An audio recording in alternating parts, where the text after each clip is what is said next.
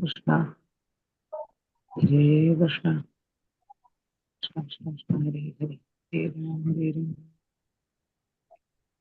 Hare Krishna, Hare Krishna, Krishna Krishna, Hare Hare, Hare Ram, Hare Ram, Hare Hare, Hare Krishna, Hare Krishna, Krishna Krishna, Hare Hare, Hare Ram, Hare Ram, Hare Ram, Hare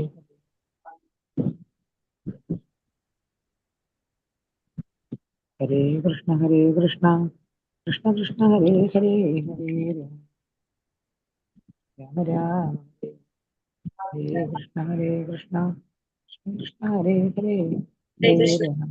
എല്ലാവർക്കും പ്രണാമം. പ്രണാമം മാതാജി. ഹരേ കൃഷ്ണ. ഹരേ കൃഷ്ണ. ഓം നമോ മാതാജി. ഓം നമോ ഭഗവതേ വാസുദേവായ. ഓം അജ്ഞാനതിമിരാന്തസ്യ ജ്ഞാനാഞ്ജനാശലാകയ ചക്ഷുരുന്മീലിതം യേന തസ്മൈ ശ്രീഗുരവേ നമഃ. നമോ വിഷ്ണുപാദായ കൃഷ്ണപ്രേഷ്ഠായ ഭൂതലേ ശ്രീമതേ ഭക്തിവേദാന്ത സ്വാമിനിധി നാമിനേ. നമസ്തേ സാരസ്വതേ ദേവേ ഗൗരവാണി പ്രചാരിണേ നിർവിശേഷ ശൂന്യവാദി പാശ്ചാത്യദേശതാരിണേ. ജയ ശ്രീ കൃഷ്ണ ചൈതന്യ പ്രഭു നിത്യാനന്ദ ശ്രീ അദ്വൈത ഗദാധര ശ്രീവാസാദി ഗൗര ഭക്തവൃന്ദ. ഹരേ കൃഷ്ണ കൃഷ്ണ കൃഷ്ണ ഹരേ ഹരേ, ഹരേ രാമ രാമ രാമ ഹരേ ഹരേ. ഹരേ Krishna. Shri Shri Radha Govinda temple ISKCON മാംഗ്ലൂരിന്റെ 18 ദിവസത്തെ ഭഗവത്ഗീത ക്ലാസ്സിലേക്ക് എല്ലാവർക്കും സ്വാഗതം. ഹരേ കൃഷ്ണ. എല്ലാവർക്കും പ്രണാമം. മഴയുണ്ട്, വെള്ളപ്പൊക്കം ഉണ്ട്, ഇടിമിന്നലൊക്കെ ഉണ്ടെങ്കിൽ ക്ലാസ് റെക്കോർഡ് കണ്ടാൽ മതി, ഓഫ് ചെയ്തോളൂ കേട്ടോ, ബുദ്ധിമുട്ടുള്ളവരൊക്കെ. മഴയുണ്ടല്ലോ നാട്ടില്. ഇടി മഴ ഉണ്ടെങ്കിൽ ഓഫ് ചെയ്ത് വെച്ചോ മാതാജി, അതാണ് നല്ലത്. കുഴപ്പമില്ല കേട്ടോ. ഹരേ കൃഷ്ണ. മഴയാണ്, മഴയുണ്ട്, നല്ല മഴയുണ്ട് അല്ലേ. ഹരേ കൃഷ്ണ. എല്ലാവരും ഏകാദശി കൊടുത്തിട്ടുണ്ടോ? ക്ഷീണിച്ചിരിക്കാണോ? ആദ്യമായിട്ട് എടുത്തവരുണ്ടോ? ആദ്യമായിട്ട് ഏകാദശി എടുത്തത് ആരാണ് ഇതിലുള്ളത്? ഹരേ കൃഷ്ണ മാതാജി, രാജ മാതാജി ഉണ്ട്, പിന്നെ ഞാൻ എടുക്കാറില്ലതാ. രചന മാതാജി ഉണ്ട്, രാജലക്ഷ്മി മാതാജി ഉണ്ട്. ആദ്യമായിട്ട് എടുത്തതാണ്. ഞാൻ എടുക്കാറുണ്ട്. ആദ്യമായിട്ട് എടുത്തവര്, ആദ്യമായിട്ട് ഗീത, അവർക്കാണ് നമ്മൾ വലിയ ഇത് പറയേണ്ടത്, ഹരേ കൃഷ്ണ പറയേണ്ടത് അല്ലെ വത്സല മാതാജി. കാരണം വെച്ചാൽ ആദ്യമായിട്ട്, കാരണം നമ്മൾ ക്ലാസ് കേട്ട് അത് മനസ്സിലായപ്പോ നമ്മൾ ആദ്യമായിട്ട് ഭഗവാന് വേണ്ടിയിട്ട് ഫസ്റ്റ് നമ്മളൊരു സേവനം ചെയ്യാണ് അല്ലെ, ഭഗവാനെ സന്തോഷിപ്പിക്കാൻ വേണ്ടിയിട്ട്. നമ്മൾ ഇതൊക്കെ ഇപ്പൊ ചെയ്യുന്നത് എന്തിനാ? ഭഗവാനെ സന്തോഷിപ്പിക്കാൻ വേണ്ടിയിട്ട് അല്ലെ. ഇതൊക്കെ ചെയ്യുന്നതിന്റെ ഉദ്ദേശം ഇപ്പൊ ഭഗവാനെ സന്തോഷിപ്പിക്കുക എന്നുള്ളതാണ് നമ്മുടെ ലക്ഷ്യം. എന്തൊക്കെ ചെയ്തിട്ട് ഭഗവാനെ സന്തോഷിപ്പിക്കാൻ സാധിക്കും അതിന് നമ്മൾ ചെയ്യാൻ തയ്യാറാ.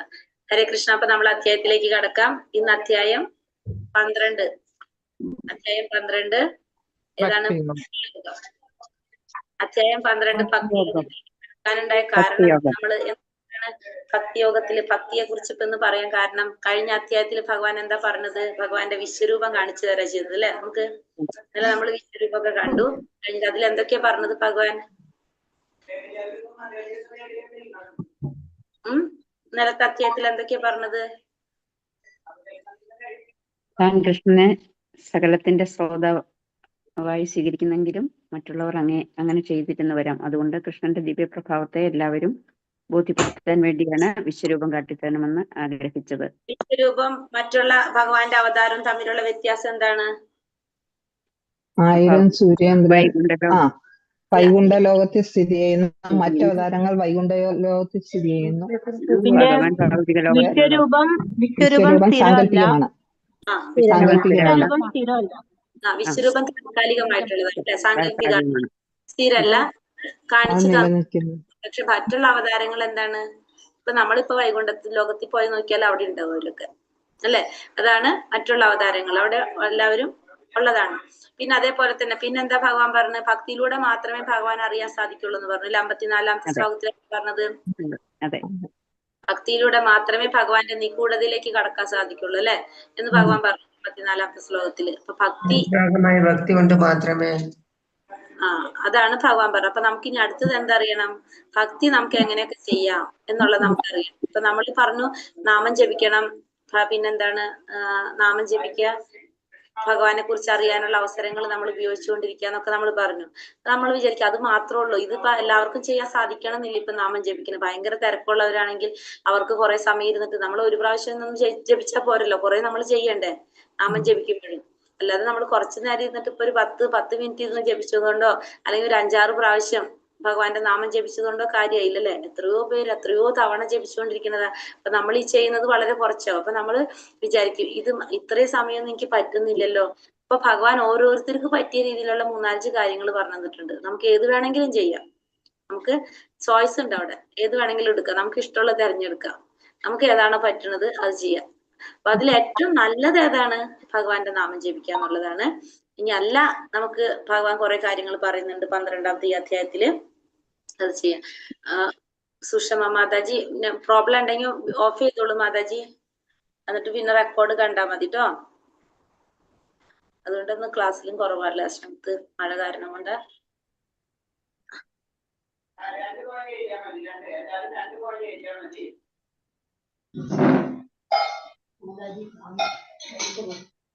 ഹരേ കൃഷ്ണ. അപ്പൊ നമ്മൾ അധ്യായത്തിലേക്ക് കടക്കാം. അധ്യായം 12 ഭക്തിയോഗം. അർജുനോവാച ഹരേ കൃഷ്ണ. ഓം നമോ ഭഗവതേ വാസുദേവായ.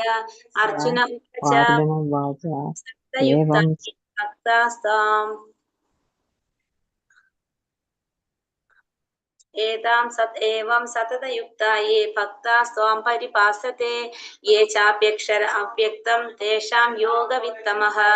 അർജുനൻ ചോദിച്ചു, എല്ലാ സമയവും അങ്ങയുടെ ഭക്തി സേവനത്തിൽ ഉചിതമായി ഏർപ്പെട്ടു പോരുന്നവരോ അതോ പ്രത്യക്ഷമല്ലാത്ത അവ്യക്ത ബ്രഹ്മത്തെ ഉപാസിക്കുന്നവരോ ആരാണ് കൂടുതൽ പരിപൂർണതയുള്ളവർ?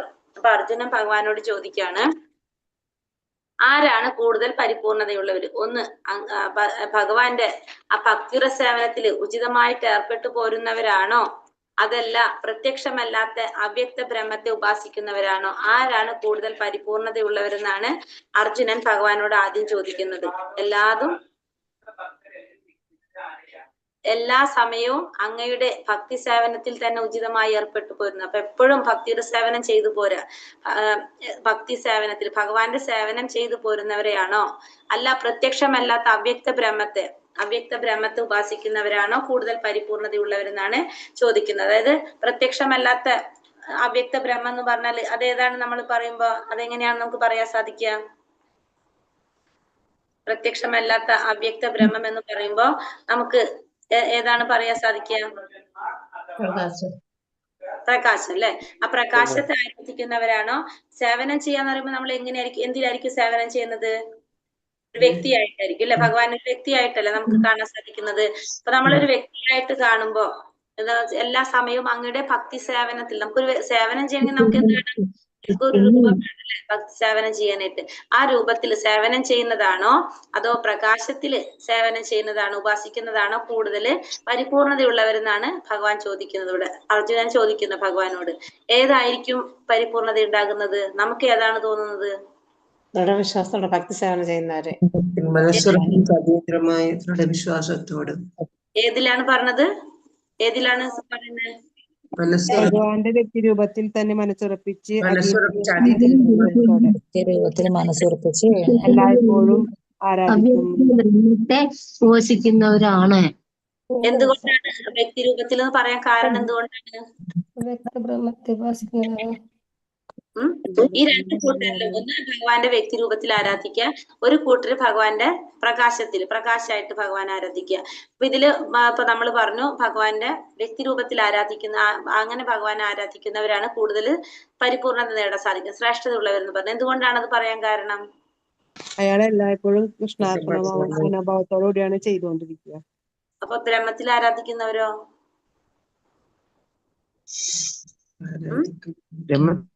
കാണുന്നില്ലല്ലോ, രൂപം കാണുന്നില്ലല്ലോ. ഭക്തി സേവനത്തിന്റെ ഉചിതമായി അതായത് ഇവിടെ എന്താ നമ്മൾ പറയുന്നത് മനസ്സിലാവാൻ നമുക്ക് പോലെ ഒരു വ്യക്തിയായിട്ട് ഭഗവാനെ ആരാധിക്കുമ്പോ നമ്മളെ മനസ്സിൽ എന്താണ്? നമ്മളിപ്പോ ഒരു വ്യക്തികളെ കാണുമ്പോ നമുക്ക് അവരുടെ രൂപം ഓർമ്മയുണ്ട്. അപ്പൊ നമ്മൾ ആ സേവനം ചെയ്യുമ്പോൾ നമുക്ക് എന്താണ് ഇത്തിരി കൂടി നമുക്കൊരു ഇന്റിമസി നമുക്ക് അവിടെ വരും. കാരണം നമുക്ക് അവരുടെ രൂപം ഓർമ്മയുണ്ടാവും, അതുപോലെ തന്നെ അവരുടെ മുഖം ഓർമ്മയുണ്ട്. പക്ഷെ പ്രകാശാണെങ്കിലോ രൂപമോ ഇല്ല, മുഖമോ ഇല്ല, ഒന്നുമില്ല. നമുക്ക് വല്ലതും ഓർമ്മയുണ്ട്, നമുക്ക് എന്തെങ്കിലും മനസ്സിൽ നിൽക്കുന്നുണ്ടോ? ഇല്ല. അപ്പൊ അതുകൊണ്ട് അപ്പൊ നമ്മൾക്ക് മനസ്സിലാവാം. അപ്പൊ നമുക്ക് ഏതാണ് എപ്പോഴും വ്യക്തി രൂപത്തിൽ നമ്മൾ ആരാധിക്കുമ്പോഴാണ് നമുക്ക് അതിൽ എന്ത് കിട്ടുന്നത്? പൂർണ്ണത കിട്ടുന്നത്. മറ്റൊരു വിശ്വാസം മാത്രമായിരിക്കും. അതെ. അപ്പൊ ഭഗവാൻ അപ്പൊ എന്താ പറയണത് ഇവിടെ? ഭഗവാൻ അത് തന്നെയാണ് പറയണത്. സുജാത മാതാജി ലീവ് ചെയ്തോളൂ. നല്ല ഇടി മഴയുണ്ട്, ബുദ്ധിമുട്ടുള്ളവർ ലീവ് ചെയ്തോളൂ കേട്ടാ. റെക്കോർഡ് ഉണ്ട്, അത് കാണാം. ശ്രീ ഭഗവാനുവാച മയ്യ വീര്യമനോ ഏമാം നിത്യയുക്ത ഉപാസതേ തയാ പരയോ സമീയുക്തമോ മതഃ. പരമദിവ്യോത്തമ പുരുഷൻ പറഞ്ഞു, എന്റെ വ്യക്തിരൂപത്തിൽ എന്നെ മനസ്സുറപ്പിച്ച് അതീന്ദ്രിയമായ ദൃഢവിശ്വാസത്തോടെ എല്ലായ്പ്പോഴും എന്നെ ആരാധിക്കുന്നതിൽ മുഴുകിയിരിക്കുന്നവരാണ് ഏറ്റവും പരിപൂർണതയുള്ളവരെന്ന് ഞാൻ കരുതുന്നു. അപ്പൊ ഏറ്റവും പരിപൂർണതയുള്ളവർ എന്ന് പറഞ്ഞ ആരാണ്? ഏറ്റവും മനസ്സുറപ്പിച്ച് അതെ, ഭഗവാന്റെ വ്യക്തിയായിട്ട് മനസ്സുറപ്പിച്ച് ഭഗവാന്റെ രൂപം മനസ്സുറപ്പിച്ച് ധ്യാനിക്കുന്നവർ. ധ്യാനിക്കുന്നവര്, വ്യക്തിരൂപത്തില് ഭഗവാനെ ആരാധിക്കുന്നവരാണ് ഏറ്റവും പരിപൂർണതയുള്ളവര് എന്ന് ഭഗവാൻ പറഞ്ഞത്. അർജുനൻ ചോദിക്കാനായിട്ട് വേറൊരു കാരണം കൂടിയുണ്ട്. അർജുനൻ ഭഗവാൻ എങ്ങനെയാണ് ആരാധിക്കുന്നത്? ഒരു സുഹൃത്തായിട്ട്, ഒരു സുഹൃത്തായിട്ട് വ്യക്തിരൂപത്തിലാണ് ആരാധിക്കുന്നത് അല്ലെ. അപ്പൊ അതുകൊണ്ട് അർജുനൻ ചെയ്യുന്നതും ശരിയാണെന്ന് അർജുനൻ അറിയണം. അപ്പൊ അതും കൂടി വെച്ചിട്ടാണ് അർജുനൻ ഇങ്ങനെ ഒരു ചോദ്യം ഭഗവാനോട് ചോദിക്കുന്നത്. ഭഗവാൻ പറയാണ്, എന്നെ വ്യക്തിരൂപത്തില് മനസ്സുറപ്പിച്ച് അതീന്ദ്രിയമായ ദൃഢവിശ്വാസത്തോടെ എല്ലായ്പ്പോഴും എന്നെ ആരാധിക്കുന്നതിൽ മുഴുകിയിരിക്കുന്നവരാണ് പരിപൂർണതയുള്ളവരെന്ന് ഞാൻ കരുതുന്നു. അപ്പൊ വ്യക്തിരൂപത്തില് ഭഗവാനെ ആരാധിക്കും. ഇപ്പൊ നമ്മൾ കാണല്ലേ, അപ്പൊ നമുക്ക് നമ്മളെ ഇഷ്ടത്തിന് നമുക്ക് അവരെ ഭഗവാനെ നല്ല ഭംഗിയിൽ ഡ്രസ്സ് ചെയ്ത് കൊടുക്കാൻ പറ്റും, കണ്ണെഴുതിച്ചു കൊടുക്കുക, പൊട്ട് തൊടിച്ചു കൊടുക്കുക, മാല ചാർത്തി കൊടുക്കുക. ഇതൊക്കെ നമുക്ക് എന്തിൽ സാധിക്കും? ആ വ്യക്തി രൂപത്തിൽ സാധിക്കും. പ്രകാശത്തിൽ ഇതെല്ലാം ചെയ്യാൻ സാധിക്കും നമുക്ക്. അതുകൊണ്ട് വ്യക്തി രൂപത്തിൽ ആരാധിക്കുന്നവരാണ് പരിപൂർണത നേടിയിട്ടുള്ളവർ, പൂർണ്ണതയുള്ളവർ എന്ന് ഭഗവാൻ പറയാണ്.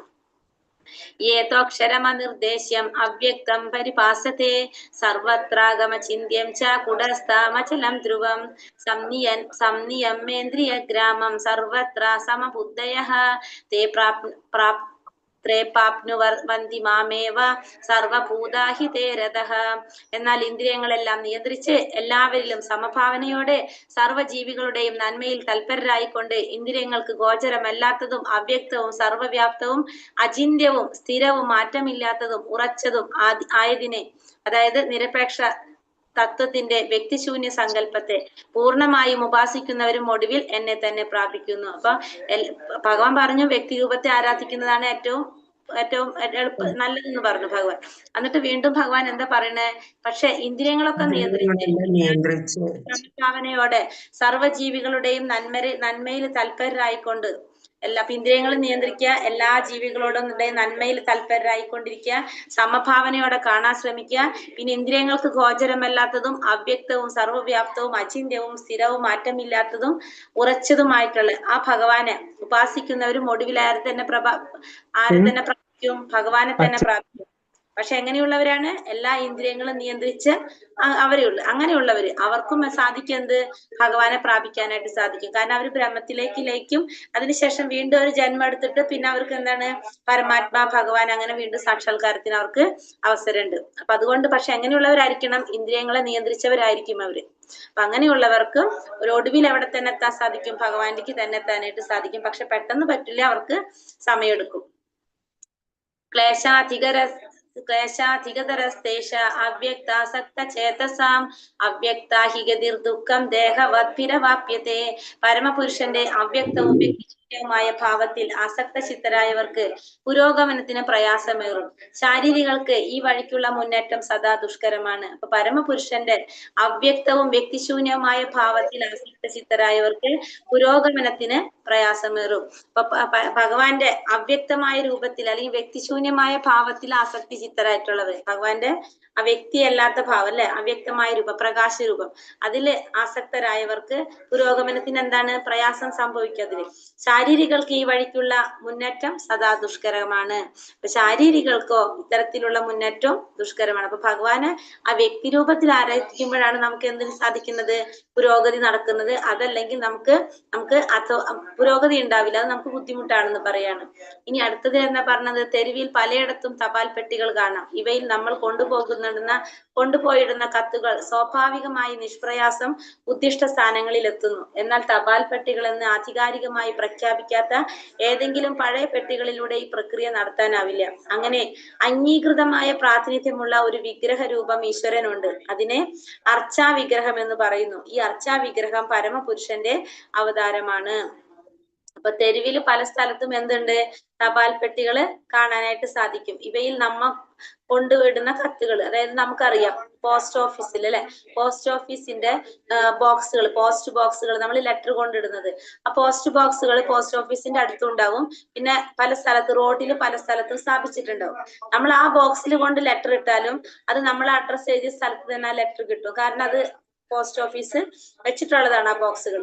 അത് നമുക്ക് എവിടെ വെച്ചാലും അത് നമ്മൾ ലെറ്റർ ഇട്ട് കഴിഞ്ഞാൽ നമുക്കത് ആ ഉദ്ദേശിച്ച അഡ്രസ്സിൽ തന്നെ ലെറ്റർ കിട്ടും. അതേപോലെ തന്നെയാണ് നമ്മൾ പറഞ്ഞത് വിഗ്രഹങ്ങൾ, ഭഗവാന്റെ അർച്ചാ വിഗ്രഹം എന്ന് പറയുന്നത്. അർച്ചാ വിഗ്രഹം എന്ന് പറഞ്ഞാൽ നമ്മൾക്ക് എന്താണ്, നമ്മൾ ഈ ഭൗതിക ലോകത്തിൽ നമ്മളെ മുന്നിൽ ഭഗവാൻ വന്നു നിന്നാലും നമുക്ക് കാണാൻ സാധിക്കില്ല. പറ്റുമോ കാണാൻ? ഇല്ല. അപ്പൊ നമുക്ക് മനസ്സിലാക്കാൻ സാധിക്കുന്ന രീതിയിൽ, നമുക്ക് അറിയാൻ വേണ്ടിയിട്ട്, നമുക്ക് അറിയാൻ സാധിക്കുന്ന രീതിയിൽ, നമ്മുടെ കണ്ണുകൾ കൊണ്ട് കാണാൻ സാധിക്കാവുന്ന രീതിയിലുള്ള ഭഗവാന്റെ പ്രതിനിധികളാണ്, ഭഗവാന്റെ വിസ്തരണങ്ങളാണ്, എന്ത് പറയാ, ഭഗവാന്റെ അവതാരങ്ങളാണ് എന്ത് പറയുന്നത്, ഈ അർച്ചാ വിഗ്രഹം എന്ന് പറയുന്നത്. ഭഗവാന്റെ അവതാരങ്ങളാണ്. നമ്മുടെ ഇന്ദ്രിയങ്ങൾക്ക് കാണാൻ സാധിക്കുന്ന വിധത്തിലുള്ള ഭഗവാന്റെ അവതാരത്തെ നമുക്ക് എന്ത് പറയാം, അർച്ചാ വിഗ്രഹം എന്ന് പറയാനായിട്ട് സാധിക്കും. അപ്പൊ നമ്മൾ ഈ അർച്ചാ വിഗ്രഹത്തിന് എന്ത് സമർപ്പിച്ചാലും അത് ആരിലേക്ക് എത്തും, ഭഗവാനിലേക്ക് എത്തും. കാരണം ഭഗവാന്റെ അവതാരാണത്. അത് നമുക്ക് കാണാൻ വേണ്ടിയിട്ട് ഭഗവാൻ അർച്ചാ വിഗ്രഹ രൂപത്തില് എവിടെ ഇരിക്കുകയാണ്, ആ ക്ഷേത്രത്തിൽ ഇരിക്കുന്നു എന്ന് മാത്രം. അപ്പൊ ആ ക്ഷേത്രത്തിൽ ഇരിക്കുന്ന ആ അർച്ചാ വിഗ്രഹത്തിന് നമ്മൾ എന്ത് അർപ്പിച്ചാലും അത് ആരിലേക്കാണ് എത്തുന്നത്, ഭഗവാനിലേക്ക് എത്തും. അതുകൊണ്ട് മനസ്സിലാക്കാം, ആ അർച്ചാ വിഗ്രഹം എന്ന് പറയുന്നത് ഭഗവാന്റെ ഈ ഒരു അവതാരം തന്നെയാണ്. അതെന്തിനാണത്, നമുക്ക് നമുക്ക് കാണാൻ സാധിക്കുന്ന വിധത്തിലുള്ള ഭഗവാന്റെ അവതാരമാണ് എന്ത്, വിഗ്രഹ രൂപത്തിലുള്ള ഭഗവാന്റെ അവതാരമാണ് ഈ അർച്ചാ വിഗ്രഹം എന്ന് പറയുന്നത്. അല്ലെങ്കിൽ ഇപ്പൊ ഭഗവാൻ നമ്മുടെ മുന്നിൽ നിന്നാലും നമുക്ക് കാണാൻ സാധിക്കില്ല, പക്ഷെ വിഗ്രഹ രൂപത്തിൽ നമുക്ക് ഭഗവാനെ ദർശിക്കാനായിട്ട് സാധിക്കും. ഏതു സർവാണി കർമാണി മയി സന്യസ്യ മത്പരഃ അനന്യേനൈവ യോഗേന മാം ധ്യായന്ത ഉപാസത്തെ തേഷാമഹം സമുദ്ധർത്ത മൃത്യു സംസാര സാഗരാത് ഭവാമി നചിരാത് പാർത്ഥ മയ്യാവേശിത ചേതസാം. ഹേ പാർത്ഥ, എന്നാൽ എന്നെ എല്ലായ്പ്പോഴും ധ്യാനിച്ചുകൊണ്ട് സർവകർമ്മങ്ങളെയും എനിക്കായി അർപ്പിച്ചുകൊണ്ട് എന്നിൽ മനസ്സ് അചഞ്ചലമായി ഊന്നിക്കൊണ്ട് ഭക്തിയുടെ സേവനത്തിൽ ഏർപ്പെട്ടു പോരുന്നവരെ ഞാൻ വേഗത്തിൽ ജനന മരണങ്ങളുടെ ഈ സമുദ്രത്തിൽ നിന്ന് കരകയറ്റും. അപ്പൊ എന്താ പറഞ്ഞ, ഹേ പാർത്ഥ, എന്നാൽ എന്നെ എല്ലായ്പ്പോഴും എന്നെ ധ്യാനിച്ചുകൊണ്ട് എല്ലാ കർമ്മങ്ങളും എനിക്കായി സമർപ്പിക്കുക. എല്ലാ കർമ്മങ്ങളും എനിക്കായി സമർപ്പിച്ചുകൊണ്ട് എന്നിൽ മനസ്സ് അചഞ്ചലമായി ഊന്നിക്കൊണ്ട്, അപ്പൊ എന്ത് ചെയ്യാ, മനസ്സ് എന്നിൽ അചഞ്ചലമായി ഊന്നിക്കൊണ്ട് ഭക്തിയുടെ സേവനത്തില് ഏർപ്പെട്ടു പോരാ. ഭക്തിയുടെ സേവനം ചെയ്തുകൊണ്ടിരിക്കുന്നവരെ ഭഗവാൻ എന്ത് ചെയ്യും, ജനന മരണങ്ങളുടെ സമുദ്രത്തിൽ നിന്ന് കരകയറ്റും. അപ്പൊ എപ്പോഴും ഭഗവാന്റെ സേവനം ചെയ്തുകൊണ്ടിരിക്കുക, ഭഗവാനെ ധ്യാനിച്ചുകൊണ്ടിരിക്കുക, എല്ലാ കർമ്മങ്ങളും ഭഗവാൻ സമർപ്പിച്ചുകൊണ്ടിരിക്കുക. അങ്ങനെ ഭഗവാനിൽ അചഞ്ചലമായ ഭക്തിയോടെ ഭഗവത് സേവനം ചെയ്തുകൊണ്ടിരിക്കുന്ന ആണെങ്കിൽ ഭഗവാൻ എന്താണ്, അവരെ ആ ജനന മരണങ്ങളുടെ സമുദ്രം, നമ്മളെ ഈ സമുദ്രത്തിൽ നിന്ന് നമ്മളെ കരകയറ്റും എന്ന് പറയാണ്. എപ്പോഴും ഭഗവാന് പറ്റി ചിന്തിക്കുക.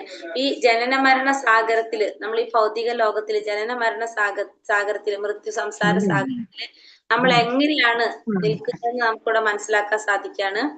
ഈ പിക്ചർ കാണുന്നുണ്ടാവും അല്ലെ, കാണുന്നില്ല എല്ലാവരും? ഇതില് നമ്മൾ കാണുന്നത്, ഇതില് കാണുന്ന ഒരു വൃക്ഷം,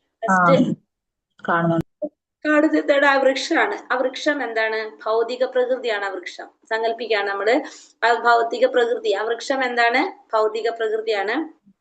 അതിനെ മരത്തിനെ പിടിച്ച് കുലുക്കാനായിട്ട് ആന നിൽക്കുന്നുണ്ട് അല്ലെ. ആ ആന എന്ന് പറയുന്നത് കഴിഞ്ഞ ജന്മത്തിലെ കർമ്മഫലങ്ങളാണ് ആന. കഴിഞ്ഞ ജന്മത്തിൽ നമ്മൾ ചെയ്ത കർമ്മത്തിന്റെ ഫലം ആരാണ്, ആനയാണ്. ഭൗതിക പ്രകൃതിയാണ് വൃക്ഷം. ആ വൃക്ഷത്തിന്റെ മുകളില് കൊമ്പുമ്മല് നമുക്ക് നോക്കി കഴിഞ്ഞാല് രണ്ട് എലികൾ ഇരിക്കുന്നുണ്ട്. ഒരു കറുത്തതും വെളുത്തതുമായിട്ടുള്ള രണ്ട് എലികള്. രണ്ടെലികളെ കണ്ടോ അവിടെ? ആ രണ്ടെലികൾ എന്ന് പറയുന്നത് രാവും പകലുമാണ്. കറുത്തെലിയും വെളുത്തെലിയും രാവും പകലുമാണ്. കുറച്ചും കൂടി മുകളിലേക്ക് നോക്കി കഴിഞ്ഞാല് അവിടെ എന്താ കാണുന്നത്? ഒരു തേനീച്ചക്കൂട് കാണുന്നുണ്ട്. കാണുന്നുണ്ടോ? കാണുന്നുണ്ട്. തേനീച്ചകൾ അല്ലെ? തേനീച്ചകളുണ്ട് ആ കൂട്ടില്. തേനീച്ചകളുണ്ട്. തേനീച്ചക്കൂട് കാണുന്നുണ്ട്. ആ തേനീച്ചകൾ എന്ന് പറഞ്ഞാല് നമ്മളെ ദുഃഖങ്ങളായിട്ടുള്ള കർമ്മഫലങ്ങളാണ് തേനീച്ചകള്. ആ തേനീച്ചക്കൂടിന്റെ സൂക്ഷിച്ചു നോക്കി കഴിഞ്ഞാല് എന്ത് വീഴുന്നുണ്ട്? തേൻ ഇറ്റിറ്റ് വീഴുന്നുണ്ട് അല്ലെ? ശ്രദ്ധിച്ചു നോക്കി കഴിഞ്ഞാൽ നമുക്ക് കാണുന്നില്ല തേൻ ഇറ്റിറ്റ് വീഴുന്നത്. അത് നമ്മുടെ കാണുന്നുണ്ടോ? തേൻ ഇങ്ങനെ ഇട്ടിട്ട് വീഴുന്ന പോലെ തോന്നുന്നില്ലേ? അത് ദുഃഖങ്ങളായിട്ടുള്ള കർമ്മഫലങ്ങളും പിന്നെ സുഖങ്ങളായിട്ടുള്ള കർമ്മഫലങ്ങളാണ് എന്ത്? തേനീച്ചകൾ ദുഃഖങ്ങളായിട്ടുള്ള കർമ്മഫലം, സുഖങ്ങളായിട്ടുള്ള കർമ്മഫലമാണ് ആ തേൻ തുള്ളി. തേൻ ഇങ്ങനെ ഇട്ടിട്ട് വീഴുന്ന തേൻ, വല്ലപ്പോഴും കിട്ടുന്ന തേൻ സുഖങ്ങളായിട്ടുള്ള കർമ്മഫലങ്ങള്. ആ വീഴുന്ന സ്ഥലത്ത് നമ്മൾ നോക്കുമ്പോ അറിയാം ഒരാള് തൂങ്ങിക്കിടക്കുന്നുണ്ട് അല്ലെ?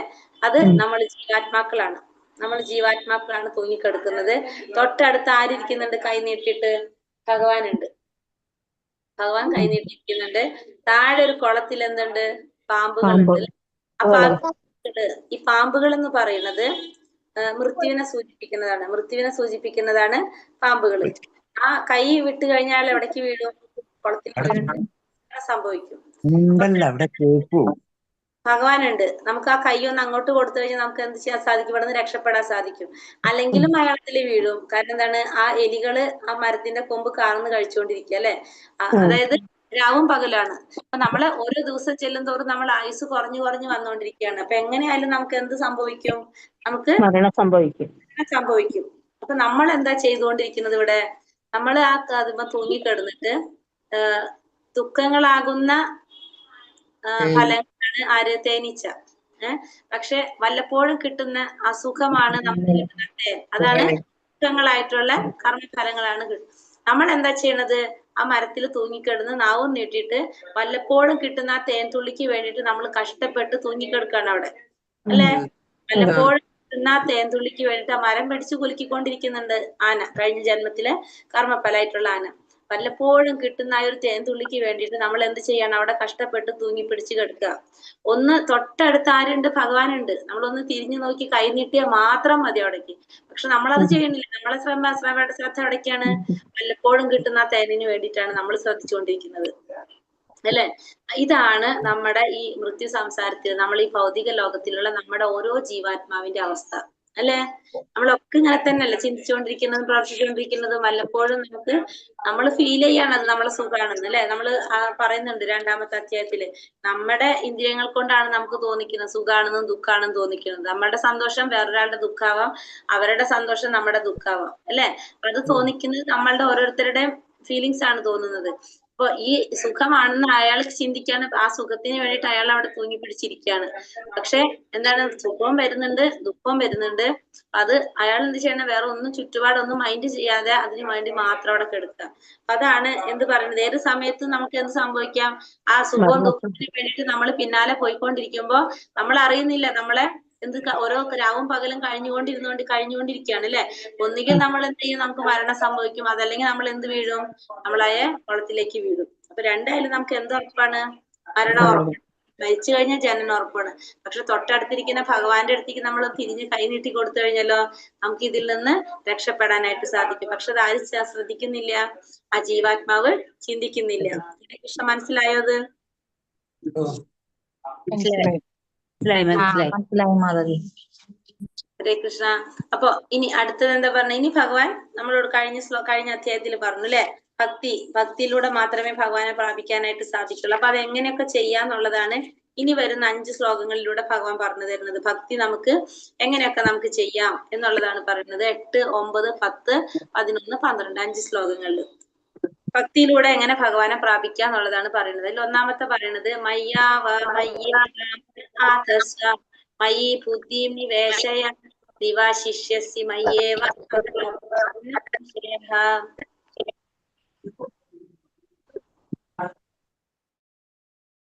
പരമദിവ്യോത്തമ പുരുഷനായ എന്നിൽ മനസ്സുറപ്പിച്ച് ബുദ്ധിയെ വ്യാപരിപ്പിക്കുക. ഫസ്റ്റ് പറയുന്നത് എന്താണ്? ഭഗവാനിൽ മനസ്സുറപ്പിച്ച് ബുദ്ധിയെ വ്യാപരിപ്പിക്കുക. നീ എല്ലായ്പ്പോഴും എന്നിൽ വാഴും സംശയം. അപ്പൊ നീ എപ്പോഴും എന്ത് ചെയ്യാ? ഭഗവാന്റെ സേവനത്തിൽ മുഴുകിയിരിക്കുന്ന നീ എന്ത് ചെയ്യണം? എപ്പോഴും ബുദ്ധിയെ പരമപുരുഷനായ ഭഗവാനിൽ മനസ്സുറപ്പിച്ചിട്ട് ബുദ്ധിയെ വ്യാപരിപ്പിക്കുക. അങ്ങനെ ചെയ്തു കഴിഞ്ഞാൽ നിനക്ക് എന്ത് സാധിക്കും? നിനക്ക് എന്നെ പ്രാപിക്കാനായിട്ട് സാധിക്കും എന്ന് പറയണം. അപ്പൊ അതെങ്ങനെയാ ചെയ്യണമെന്ന് പറയാണ്. നമുക്ക് എങ്ങനെയൊക്കെ ചെയ്യാം? ഭഗവാന്റെ നാമം ജപിച്ചുകൊണ്ട്. ഭഗവാനും ഭഗവാന്റെ നാമത്തിലും തമ്മിൽ യാതൊരു വ്യത്യാസവും ഇല്ല. ഭക്തൻ ഹരേ കൃഷ്ണ കൃഷ്ണ കൃഷ്ണ ഹരേ ഹരേ ഹരേ രാമ രാമ രാമ ഹരേ ഹരേ എന്ന മഹാമന്ത്രം ഉച്ചരിക്കുമ്പോൾ ഭഗവാൻ കൃഷ്ണനും അദ്ദേഹത്തിന്റെ അന്തരംഗ ശക്തിയും ആ നാവിന്മേൽ നൃത്തമാടുകയാണ്. അപ്പൊ ഹരേ കൃഷ്ണ മഹാമന്ത്രം നമ്മൾ ഉച്ചരിച്ചു കൊണ്ടിരിക്കുക. അങ്ങനെ ചെയ്യുമ്പോൾ എന്താണ്? ഭഗവാനും രാധാറാണിയും നമ്മുടെ നാവിന്മേൽ നൃത്തം ചെയ്യുകയാണ് ചെയ്യുന്നത്. അപ്പൊ ഭഗവാനും ഭഗവാന്റെ നാമവും തമ്മിൽ യാതൊരു വ്യത്യാസമില്ല. അപ്പൊ നമ്മൾ എന്ത് ചെയ്യണം? ഭഗവാന്റെ നാമം ജപിച്ചുകൊണ്ടിരിക്കുകയാണെങ്കിൽ ഇവിടെ എന്താ സംഭവിക്കുന്നത്? ഭഗവാനും രാധാറാണിയും നമ്മുടെ നാവിന്മേല് നൃത്തമാടുകയാണ്. ഭക്തൻ കൃഷ്ണന് വേണ്ടിയിട്ട് നൈവേദ്യം അർപ്പിക്കുമ്പോൾ ഭഗവാൻ സ്വയം അത് ആസ്വദിക്കുന്നു. അപ്പൊ ഭക്തൻ ഭഗവാന് വേണ്ടിയിട്ട് നിവേദ്യം അർപ്പിക്കുമ്പോഴോ അത് ഭഗവാൻ സ്വീകരിക്കുകയും ചെയ്യും. അപ്പൊ നമ്മൾ ഫസ്റ്റത്തെ പറഞ്ഞെന്താണ്? ഭക്തി എങ്ങനെ ചെയ്യണമെന്ന് പറഞ്ഞ് ഭഗവാനെ മനസ്സിലുറപ്പിച്ചിട്ട് ബുദ്ധിയെ വ്യാപരിപ്പിക്കാനായിട്ട്, അതായത് ഭഗവാന്റെ നാമം ജപിച്ചും ഇതേപോലെ തന്നെ കാര്യങ്ങളൊക്കെ നമുക്ക് ചെയ്തുകൊണ്ട് എന്ത് ചെയ്യാം? ഒന്നാമത്തെ സ്റ്റെപ്പ് നമുക്ക് ചെയ്യാം. ഭഗവാനെ മനസ്സിലുറപ്പിച്ചിട്ട് ബുദ്ധിയെ വ്യാപരിപ്പിക്കുക. അങ്ങനെ നമുക്ക് എന്ത് ചെയ്യാൻ സാധിക്കും? അതായത് നമ്മൾ ബുദ്ധി ഊന്നിട്ട് നമ്മൾ ചെയ്യാണല്ലോ. അപ്പൊ അങ്ങനെ നമുക്ക് ഭഗവാനെ പ്രാപിക്കാനായിട്ട് സാധിക്കും. ഇനി ഇത് ബുദ്ധിമുട്ടാണ്, നിനക്ക് ചെയ്യാൻ പറ്റണില്ലെങ്കിൽ അടുത്ത വഴി ഭഗവാൻ പറയാണ്. അതാ ചിത്തം സമാധാതും ന ശക്നോഷി മയി സ്ഥിരം അഭ്യാസ യോഗേന തതോ മാമി ചാപ്തും ധനഞ്ജയ. പ്രിയപ്പെട്ട അർജുന, ധനത്തെ ജയിച്ചവനെ എന്നിൽ മനസ്സുറപ്പിച്ചു നിർത്താൻ നിനക്ക് സാധിക്കുന്നില്ല. നീ പറഞ്ഞ ഫസ്റ്റത്തെ സ്റ്റെപ്പ് നിനക്ക് പറ്റുന്നില്ലെങ്കിൽ നീ എന്താണ്? ഭക്തിയോഗത്തിന്റെ നിബന്ധനകൾ അനുഷ്ഠിച്ച് എന്നെ പ്രാപിക്കാനുള്ള ആഗ്രഹം വളർത്തുക. അപ്പൊ ഒന്നാമത്തെ പറഞ്ഞത് സാധിക്കുന്നില്ലെങ്കിൽ നീ എന്ത് ചെയ്യാ? ഭക്തിയോഗത്തിന്റെ നിബന്ധനകൾ അനുഷ്ഠിച്ചുകൊണ്ട് എന്നെ പ്രാപിക്കാനുള്ള ആഗ്രഹം വളർത്താൻ. അതായത് ഭക്തിയോഗത്തിന്റെ നിബന്ധനകൾ അനുഷ്ഠിച്ച് ഭഗവാനെ പ്രാപിക്കാന്ന് പറഞ്ഞാല് നമ്മൾ എന്ത് ചെയ്യാ? നമ്മളൊരു ഗുരുവിലൂടെ നമ്മൾ എന്ത് ചെയ്യാ? നമ്മൾ ഈ പറയുന്ന നാമം ജപിക്കാനും അതുപോലെ തന്നെ ഭഗവാനെ കുറിച്ചുള്ള കാര്യങ്ങളൊക്കെ യഥാർത്ഥ രീതിയിൽ മനസ്സിലാക്കാനായിട്ടും നമ്മൾ ആരെ സ്വീകരിക്കണം? ഒരു ഗുരുവിനെ സ്വീകരിക്കണം. ഒരു ഗുരുവിലൂടെ നമ്മൾ ഭഗവാനെ കുറിച്ച് മനസ്സിലാക്കാൻ ശ്രമിക്കണം. അപ്പൊ ഗുരു പറയുന്നതിലൂടെ നമ്മൾ രാവിലെ എഴുന്നേൽക്കുന്നു, നാമം ജപിക്കുന്നു, ആരാധന ചെയ്യുന്നു. അപ്പൊ ഇതൊക്കെ നമ്മൾ ചെയ്യാണ്. അപ്പൊ അതെങ്ങനെയാ ചെയ്യുന്നത്? ഒരു ഗുരുവിന്റെ നിർദ്ദേശപ്രകാരമാണ് നമ്മൾ ചെയ്യുന്നത്. അതാണ് ഇവിടെ രണ്ടാമത്തിൽ പറയുന്നത്. ഭക്തിയോഗത്തിന്റെ നിബന്ധനകൾ അനുഷ്ഠിച്ചുകൊണ്ട് ഭഗവാനെ പ്രാപിക്കാനുള്ള ആഗ്രഹം വളർത്തുക. അപ്പൊ നമുക്ക് എങ്ങനെ ചെയ്യാൻ സാധിക്കും? അവിടെ ഭഗവാനെ പ്രാപിക്കാനായിട്ട് സാധിക്കും. അതായത് ഒരു ഗുരു പറയുന്നത് അനുസരിച്ച് ഇപ്പൊ നമ്മൾ ഇത്രയും നാൾ നമുക്കൊരു ശീലമില്ല രാവിലെ എഴുന്നേൽക്കുന്നത്, നാമം ജപിക്കുന്നത്. നമുക്കൊരു ഗുരുവിനെ നമ്മൾ സ്വീകരിക്കുകയാണ്. ഒരു ഗുരുവിനൂടെ ആ ഗുരുവിന്റെ നിർദ്ദേശപ്രകാരം നമ്മൾ എന്ത് ചെയ്യാണ്? നമ്മൾ ഇന്ന് രാവിലെ എഴുന്നേൽക്കണം. അപ്പൊ ആ ഗുരു പറയുന്നത് അനുസരിച്ച് നമ്മൾ എഴുന്നേൽക്കണം. നമുക്ക് 100% ഇഷ്ടം ഉണ്ടാവണം എന്നില്ല. പക്ഷെ എന്താണ്? ആ ഗുരു പറയണതല്ലേ എന്ന് വിചാരിച്ച് നമ്മൾ എണീക്കും. അങ്ങനെ ചെയ്ത് വരുമ്പോ നമുക്ക് എന്ത് വരും? പതുക്കെ നമുക്ക് അതിനോട് രുചി വന്നു തുടങ്ങും അല്ലെ. പിന്നെ നമ്മള് ആരും പറയാതെ തന്നെ നമ്മൾ എഴുന്നേറ്റ് നാമം ജപിക്കാനായിട്ട് തുടങ്ങും. അതാണ് രണ്ടാമത്തെ മെത്തേഡ് പറയുന്നത്. അതായത് നമ്മൾ എന്ത് ചെയ്യാ? ഒരു ഗുരുവിനെ സ്വീകരിച്ചാൽ ഗുരുവിനെ നമുക്കൊരു മാർഗനിർദ്ദേശം നൽകാൻ സാധിക്കുന്ന ഒരു വ്യക്തി, അത് ഗുരുവാകാം, ആരെങ്കിലും ആവാം, ശ്രേഷ്ഠനായിട്ടുള്ള ഏതൊരു വ്യക്തിയാകാം, ഉത്തമ ഭക്തരാകാം, ആരുമാകാം. അങ്ങനെയുള്ള ഒരു വ്യക്തിയിൽ നിന്ന് നമ്മൾ എന്ത് ചെയ്യാണ്? ഭഗവാനെ കുറിച്ച് മനസ്സിലാക്കിയിട്ട് അവരുടെ നിർദ്ദേശപ്രകാരം നമ്മൾ രാവിലെ എഴുന്നേറ്റ് നാമം ജപിക്കാൻ തുടങ്ങാണ്, ഭഗവത്ഗീത വായിക്കാണ്, ഭാഗവതം കേൾക്കാണ്, ഇതൊക്കെ നമ്മൾ ചെയ്യാണ്. അപ്പൊ നമുക്ക് എന്ത് സംഭവിക്കാണ്? ഇപ്പൊ നമുക്ക് ഇഷ്ടമില്ലെങ്കിലും നമ്മൾ ചെയ്യും. കുറെ ദിവസം ചെയ്തു വരുമ്പോ നമുക്ക് അതിൽ രുചി വന്നു തുടങ്ങും. പിന്നെ നമ്മൾ അവർ പറയാതെ തന്നെ നമ്മൾ ചെയ്യാൻ തുടങ്ങും. അതാണ് രണ്ടാമത്തെ മെത്തേഡ് നമുക്ക് പറഞ്ഞത്. ഇനി ഇതും ഇല്ല എന്ന് വിചാരിക്കൂ, ഇതും ചെയ്യാൻ പറ്റണില്ല എന്നൊക്കെ, ഈ ഗുരുവിനിലൂടെ നമുക്ക് ആ മാർഗനിർദ്ദേശം സ്വീകരിച്ചിട്ട് ചെയ്യാൻ സാധിക്കുന്നില്ലെങ്കിൽ അടുത്ത മെത്തേഡ് പറയാണ്. അപ്പൊ ആദ്യം പറഞ്ഞു ബുദ്ധിയോഗത്തെ, അതായത് ഭഗവാനിൽ മനസ്സുറപ്പിച്ച് ബുദ്ധിയോഗത്തെ വ്യാപരിപ്പിക്കാൻ പറഞ്ഞു. അതല്ല, രണ്ടാമത്തെ മെത്തേഡ് പറഞ്ഞ എന്താണ്? രണ്ടാമത്തെ ഒരു ഗുരുവിലൂടെ അല്ലെങ്കിൽ ഗുരു തുല്യനായിട്ടുള്ള ഒരു വ്യക്തിയിൽ നിന്ന് മാർഗനിർദ്ദേശങ്ങൾ സ്വീകരിച്ചുകൊണ്ട് ഭക്തി പ്രാക്ടീസ് ചെയ്യാനായിട്ട് രണ്ടാമത് പറഞ്ഞു. ഇനി അതും പറ്റണില്ലെങ്കിൽ എന്താ മൂന്നാമത്തെ പറയുന്നത്?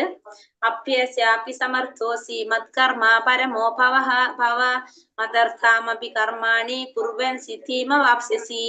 ഭക്തിയോഗത്തിന് വേണ്ട നിബന്ധനകൾ അനുഷ്ഠിക്കാൻ നിനക്ക് കഴിയില്ലെങ്കിൽ എനിക്ക് വേണ്ടി പ്രവർത്തിക്കാൻ ശ്രമിക്കൂ. എനിക്കായി പ്രവർത്തിക്കുന്നത് കൊണ്ട് തന്നെ നീ പരിപൂർണതയിലെത്തും. ഇനി ഇതും നിനക്ക് സാധിക്കുന്നില്ല പറ്റുന്നില്ല എന്ന് വിചാരിക്കും. ഈ ഭക്തിയോഗത്തിന്റെ നിബന്ധനകൾ ആദ്യം പറഞ്ഞു, സ്വന്തമായിട്ട് നമ്മൾ എന്ത് ചെയ്യാം, ഇതൊക്കെ ചെയ്യാനായിട്ട് നാമജപം ഇതൊക്കെ നമ്മൾ സ്വന്തമായിട്ട് ചെയ്യാം. സ്വന്തമായിട്ട് ചെയ്യാൻ പറ്റുന്നില്ലെങ്കിൽ നമ്മൾ എന്ത് ചെയ്യാം, ഒരു വ്യക്തിയുടെ മാർഗനിർദ്ദേശം സ്വീകരിച്ച് ആ വ്യക്തിയുടെ അനുസരിച്ച് ചെയ്യും. അതും പറ്റുന്നില്ലെങ്കിൽ മൂന്നാമത്തെ പറഞ്ഞു കൊടുക്കാണ്, എന്താണ്, ഭക്തിയോഗത്തിന് വേണ്ടി അത് ചെയ്യാൻ സാധിക്കുന്നില്ലെങ്കിൽ ഭഗവാന് വേണ്ടി പ്രവർത്തിക്കാൻ. അതെങ്ങനെ സാധിക്കുന്നത്? ഇവിടെ നമ്മൾ ഈ പിക്ചറിൽ കാണുന്നുണ്ട് അല്ലെ, ലോർഡ് കൃഷ്ണാസ് ബില്യണയർ സെർവന്റ് എന്ന് പറഞ്ഞ വ്യക്തിയെ കാണുന്നുണ്ട്. ഇത് ശ്രീല പ്രഭുപാദരുടെ ശിഷ്യനാണ്, ആൽഫ്രഡ് ഫോർഡ് എന്ന് പറഞ്ഞ ഒരു വ്യക്തിയാണിത്. പ്രഭുപാദരുടെ ശിഷ്യനും കൂടിയാണ്. ഫോർഡ് കമ്പനിയുടെ ഉടമസ്ഥനൊക്കെയാണ് ഇദ്ദേഹം. ഇതിന് ഇത്ര സമയമൊന്നുമില്ല നാമം ജപിക്കാനും. ദീക്ഷ എടുത്ത വ്യക്തിയാണ്. ഇതേപോലെ തന്നെ ശ്രീല പ്രഭുപാദരുടെ ശിഷ്യനും കൂടിയാണ് അദ്ദേഹം. അപ്പൊ അദ്ദേഹം എന്താ ചെയ്യുന്നത്, അദ്ദേഹത്തിന് പക്ഷെ എന്തുണ്ട്, ബില്യണയർ സെർവന്റ് ആണല്ലേ ലോർഡ് കൃഷ്ണന്റെ, നമ്മൾ പറഞ്ഞു. അദ്ദേഹത്തിന് കുറെ പൈസ ഉണ്ട് അല്ലെ. അപ്പൊ അദ്ദേഹം എന്താ ചെയ്യണത്, അദ്ദേഹം ഇങ്ങനത്തെ പ്രവർത്തനങ്ങൾക്ക്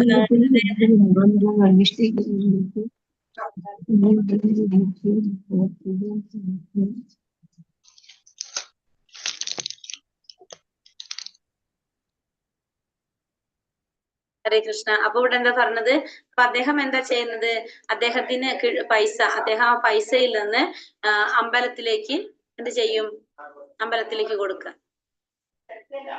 ഹരേഷ്ണ മാതാജി, മഴ ഇടിയുള്ളവർ ലീവ് ചെയ്തോളൂ, കുഴപ്പമില്ല കേട്ടോ. അപ്പൊ മൂന്നാമത്തെ പറഞ്ഞതാണ്, അപ്പൊ നമ്മൾക്ക് പ്രവർത്തിക്കാനായിട്ട് നമ്മൾ എന്ത് ചെയ്യണം, അമ്പലം പണിയാനായിട്ട് ഭഗവാന് വേണ്ടി പ്രവർത്തിക്കാനാ പറഞ്ഞതിൽ. അങ്ങനെയുള്ളവരോട് ഭഗവാൻ എന്ത് ചെയ്യാ, നമുക്ക് അവിടെ ഇങ്ങനെയുള്ള വ്യക്തികള് ഭഗവാന് വേണ്ടിയിട്ട് പ്രവർത്തിക്കുക. അതായത് അമ്പലം പണിയാനോ അല്ലെങ്കിൽ പുസ്തകങ്ങൾ പ്രസിദ്ധീകരിക്കാനോ, ആധ്യാത്മിക പുസ്തകങ്ങൾ പ്രസിദ്ധീകരിക്കാനോ, ഭഗവാന്റെ അമ്പലത്തിന്റെ അല്ലെങ്കിൽ ഓഫീസോ കെട്ടിടങ്ങളൊക്കെ മേടിക്കാനായിട്ട്, സ്ഥലം മേടിക്കാനായിട്ട്, ഭക്തന്മാരുടെ അത്ര ആവശ്യങ്ങൾക്ക് വേണ്ടിയിട്ടൊക്കെ എന്ത് ചെയ്യാം, സഹായങ്ങൾ ചെയ്തു കൊടുക്കുക.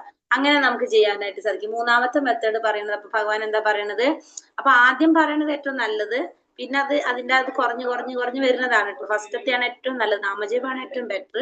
അത് കഴിഞ്ഞിട്ട് ഇങ്ങനെ അതിന്റെ ഒരു ഓർഡർ അനുസരിച്ച് ഇങ്ങനെ കുറഞ്ഞു വരുന്നത്. അപ്പൊ മൂന്നാമത്തെ പറയണത്, നമുക്ക് ഇതൊന്നും ചെയ്യാൻ പറ്റുന്നില്ല, നമുക്ക് അതിനുള്ള സമയമില്ല, നമുക്ക് അല്ലെങ്കിൽ എന്തെങ്കിലും പ്രശ്നങ്ങളാണെങ്കിൽ മൂന്നാമത്തത്, അതായത് നമ്മൾ എന്ത് ചെയ്യണം, നമ്മള് ഭഗവാന് വേണ്ടി പ്രവർത്തിക്കാൻ ശ്രമിക്കണം. അതായത് ഭഗവാന് ശ്രമിക്കാന്ന് വെച്ചാല് അമ്പലങ്ങൾ പണിയാനായിട്ട് സഹായിക്കാം. പിന്നെ അതുപോലെ തന്നെ ഗോശാലകള്, പിന്നെ അതുപോലെ തന്നെ ഭഗവാന് പ്രിയപ്പെട്ടത് എന്തൊക്കെയാണോ അതിനൊക്കെ നമുക്ക് നന്നാക്കി കൊണ്ടുവരാനായിട്ട്, ഇപ്പൊ നമ്മൾ ഈ പുസ്തകങ്ങൾ പ്രസിദ്ധീകരിക്കുക, ഭഗവത്ഗീത, ഭാഗവത പോലുള്ള ഗ്രന്ഥങ്ങള് പ്രസിദ്ധീകരിക്കാനായിട്ട് സഹായിക്കാം.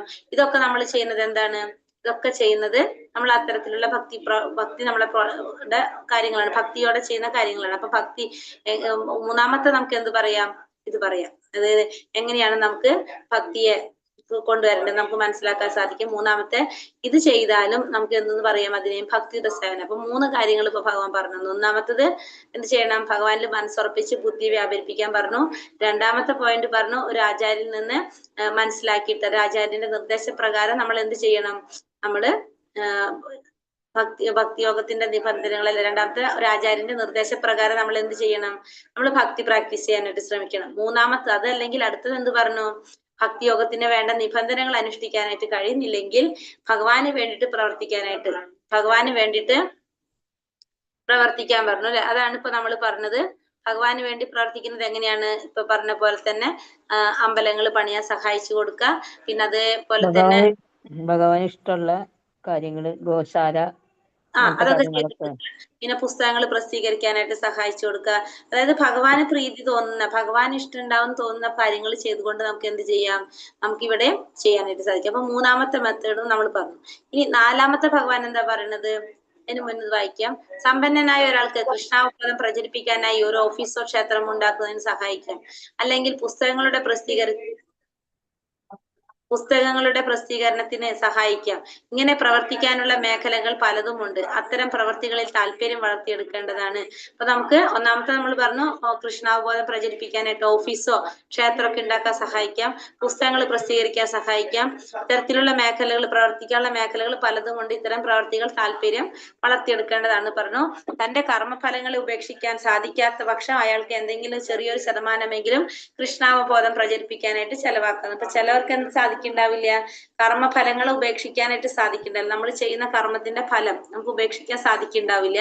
അങ്ങനെ ആവുമ്പോ നമ്മൾ എന്ത് ചെയ്യണം, നമ്മളുടെ ചെറിയൊരു ഭാഗം നമ്മൾ കൃഷ്ണാവബോധം പ്രചരിപ്പിക്കാനായിട്ട് ചെലവാക്കാം. അതായത് ഇപ്പൊ നമ്മള് കൃഷ്ണാവബോധം മാത്രം നമുക്ക് പറ്റില്ലല്ലോ, കൃഷ്ണാവബോധം വേണം, പ്ലസ് നമ്മൾ ഗൃഹസ്ഥരായതുകൊണ്ട് നമ്മളെ കുടുംബവും ജീവിതമൊക്കെ നമുക്ക് കൊണ്ടുപോകണം അല്ലെ. അപ്പൊ നമുക്ക് എന്ത് വേണം, അതിന് സാമ്പത്തികം വേണം അല്ലെ. നമുക്ക് വീട്ടില് ഇപ്പൊ ഭാര്യ ഉണ്ടാവും, മക്കളുണ്ടാവും, അവരൊക്കെ നോക്കണം, അവർക്ക് ഭക്ഷണം വേണം, വസ്ത്രം വേണം, അവർക്ക് വേണ്ട ആവശ്യമായിട്ടുള്ള എല്ലാ കാര്യങ്ങളും നമ്മൾ ചെയ്തു കൊടുക്കണം. അപ്പൊ നമുക്ക് എന്താ ആവശ്യമാണ്, അവിടെ ഒരു ജോലി ആവശ്യമാണ്. ശരിക്കും നമ്മള് ജോലി ചെയ്ത് നമുക്ക് പൈസ ഉണ്ടാവും അല്ലെ. അപ്പൊ നമ്മൾ എന്ത് ചെയ്യണം, ആ കർമ്മത്തിന്റെ ഫലം നമ്മൾ ആഗ്രഹിക്കുകയാണ് അവിടെ. കാരണം നമ്മൾ ജോലി ചെയ്ത് പൈസ കിട്ടണമല്ലോ നമുക്ക്. അപ്പൊ അതുകൊണ്ട് ഇപ്പൊ നമ്മൾ എന്ത് ചെയ്യണം, അതിന്റെ ഒരു ശതമാനം, അതിന്റെ ചെറിയൊരു ശതമാനം നമ്മൾ എന്ത് ചെയ്യാം, കൃഷ്ണാവബോധം പ്രചരിപ്പിക്കാനായിട്ട് ചെലവാക്കാനായിട്ട് സാധിക്കും. അപ്പൊ അത് നമുക്ക് ചെയ്യാം. കൃഷ്ണാവബോധത്തിന് വേണ്ടിയുള്ള ഈ സൊമ്മനസാലയുള്ള സേവനം ഈശ്വര പ്രേമത്തിന്റെ സമുന്നതിയിലെത്താനും പരിപൂർണത നേടാനും സഹായിക്കും. അപ്പൊ കൃഷ്ണാവബോധത്തിന് വേണ്ടി നമ്മൾ ഇത്തരത്തിലുള്ള സേവനം ചെയ്താൽ നമുക്ക് എന്താണ്, ഉന്നതി നേടാനായിട്ട് സാധിക്കും. നാലാമത്തെ ഇതിന്റെ ഒരു സ്ലൈഡ് ഉണ്ട് നമ്മളിൽ, നമുക്ക് ലാസ്റ്റ് കാണിച്ചു തരാം കേട്ടോ. അപ്പൊ ഇതിൽ നാലാമത്തെ, ഇപ്പൊ ഇതിൽ നമ്മളിപ്പോ പറഞ്ഞത് എന്താണ്, നാലാമത്തെ കാര്യം പറഞ്ഞത് എന്താണ്, നമ്മൾ ഭഗവാന് വേണ്ടി പ്രവർത്തിക്കാന്ന് പറഞ്ഞു അല്ലെ. കെട്ടിടങ്ങൾ പണിയാനും അമ്പലം പണിയാനായിട്ട്, പിന്നെ അതുപോലെ തന്നെ ഗോശാലകൾ ഉണ്ടാക്കാനായിട്ട്, പുസ്തകങ്ങൾ പ്രസിദ്ധീകരിക്കാനായിട്ട്, ഇങ്ങനെയൊക്കെ ചെയ്യാം. ഇതൊക്കെയാണ് ഇപ്പൊ പറഞ്ഞത്. ഇനി ഇതും നിനക്ക് പറ്റുന്നില്ല എന്ന് വിചാരിക്കൂ. ഇപ്പൊ ഈ പറഞ്ഞ മെത്തേഡും സ്വീകാര്യം അല്ലെങ്കിൽ അടുത്തത് എന്താ പറയണത്, അഥൈതാദപ്യ ശക്തോസി കർത്തും മത്യോഗം ആശ്രിതാഹ സർവകർമ്മ ഫലത്യാഗം തഥാ കുരൂയതാത്മവാൻ. എന്നെ കുറിച്ചുള്ള ഈ ബോധത്തോടു കൂടി പ്രവർത്തിക്കാൻ നിനക്ക് കഴിയുന്നില്ലെങ്കിൽ സർവ കർമ്മഫലങ്ങളെയും ത്യജിച്ച് ആത്മസ്ഥിതനായി തീരാൻ ശ്രമിക്കുക.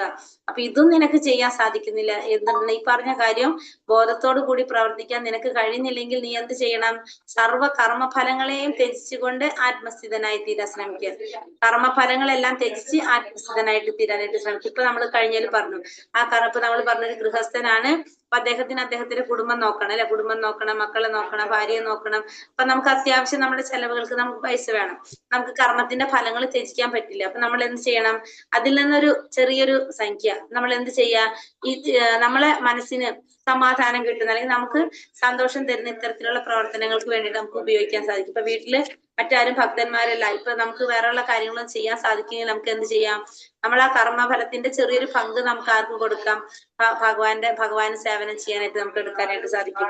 എത്രത്തോളം നമ്മൾ ഭഗവാന് ചെയ്യുന്ന അത്രത്തോളം ഭഗവാൻ നമുക്ക് തന്നുകൊണ്ടിരിക്കും അല്ലെ.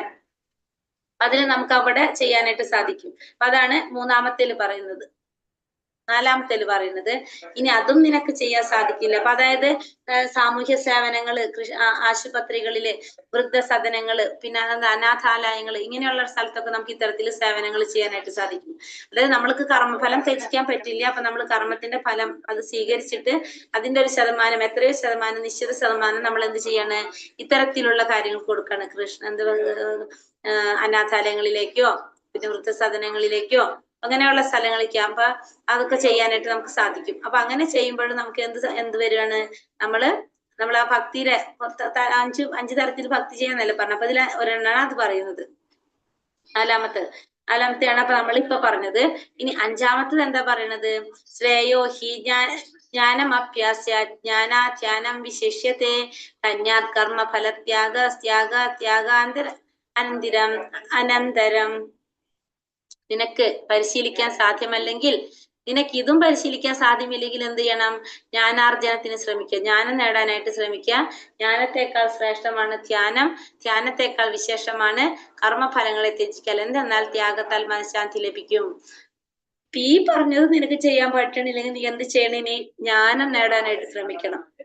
ജ്ഞാനം നേടിക്കഴിഞ്ഞാൽ നിനക്ക് എന്ത് സാധിക്കും, ജ്ഞാനത്തിലൂടെ നിനക്ക് ധ്യാനിക്കാൻ സാധിക്കും. ധ്യാനത്തിലൂടെ ആരാ സാക്ഷാത്കരിക്കാൻ സാധിക്കും, പരമാത്മാ രൂപത്തിൽ ഭഗവാനെ സാക്ഷാത്കരിക്കാനായിട്ട് സാധിക്കും ധ്യാനത്തിലൂടെ. അങ്ങനെ എന്തെന്നാൽ അപ്പൊ നമുക്ക് എന്താണ്, കർമ്മഫലങ്ങളെ ത്യജിക്കാണ് വേണ്ടത് ഇവിടെ അല്ലെ. എന്തുകൊണ്ടെന്നാൽ നിനക്ക് ത്യാഗത്തിൽ മനഃശാന്തി ലഭിക്കാനായിട്ട് സാധ്യതയുണ്ട്. 5 കാര്യങ്ങളാണ് ഭഗവാൻ ഇവിടെ നമുക്ക് പറഞ്ഞു തന്നത്. അപ്പൊ ആദ്യത്തെ നമ്മൾ എന്ത് പറഞ്ഞു, മനസ്സ് ഭഗവാനിൽ വ്യാപരിപ്പിച്ച് ബുദ്ധിയോഗത്തിൽ വ്യാപരിപ്പിക്കാൻ പറഞ്ഞു. അത് കഴിഞ്ഞിട്ട് അടുത്തേല് പറഞ്ഞ എന്താണ്, ഭക്തിയോഗത്തിന് നിബന്ധനകൾ അനുസരിച്ച് പ്രവർത്തിക്കാൻ പറഞ്ഞു. അതായത് ഒരു ഗുരുവിന്റെ നിർദ്ദേശപ്രകാരം പ്രവർത്തികൾ ചെയ്യാൻ പറഞ്ഞു. അതും പറ്റില്ലെങ്കിൽ എന്ന് പറഞ്ഞു, മൂന്നാമത്തത് എന്താ പറഞ്ഞത്,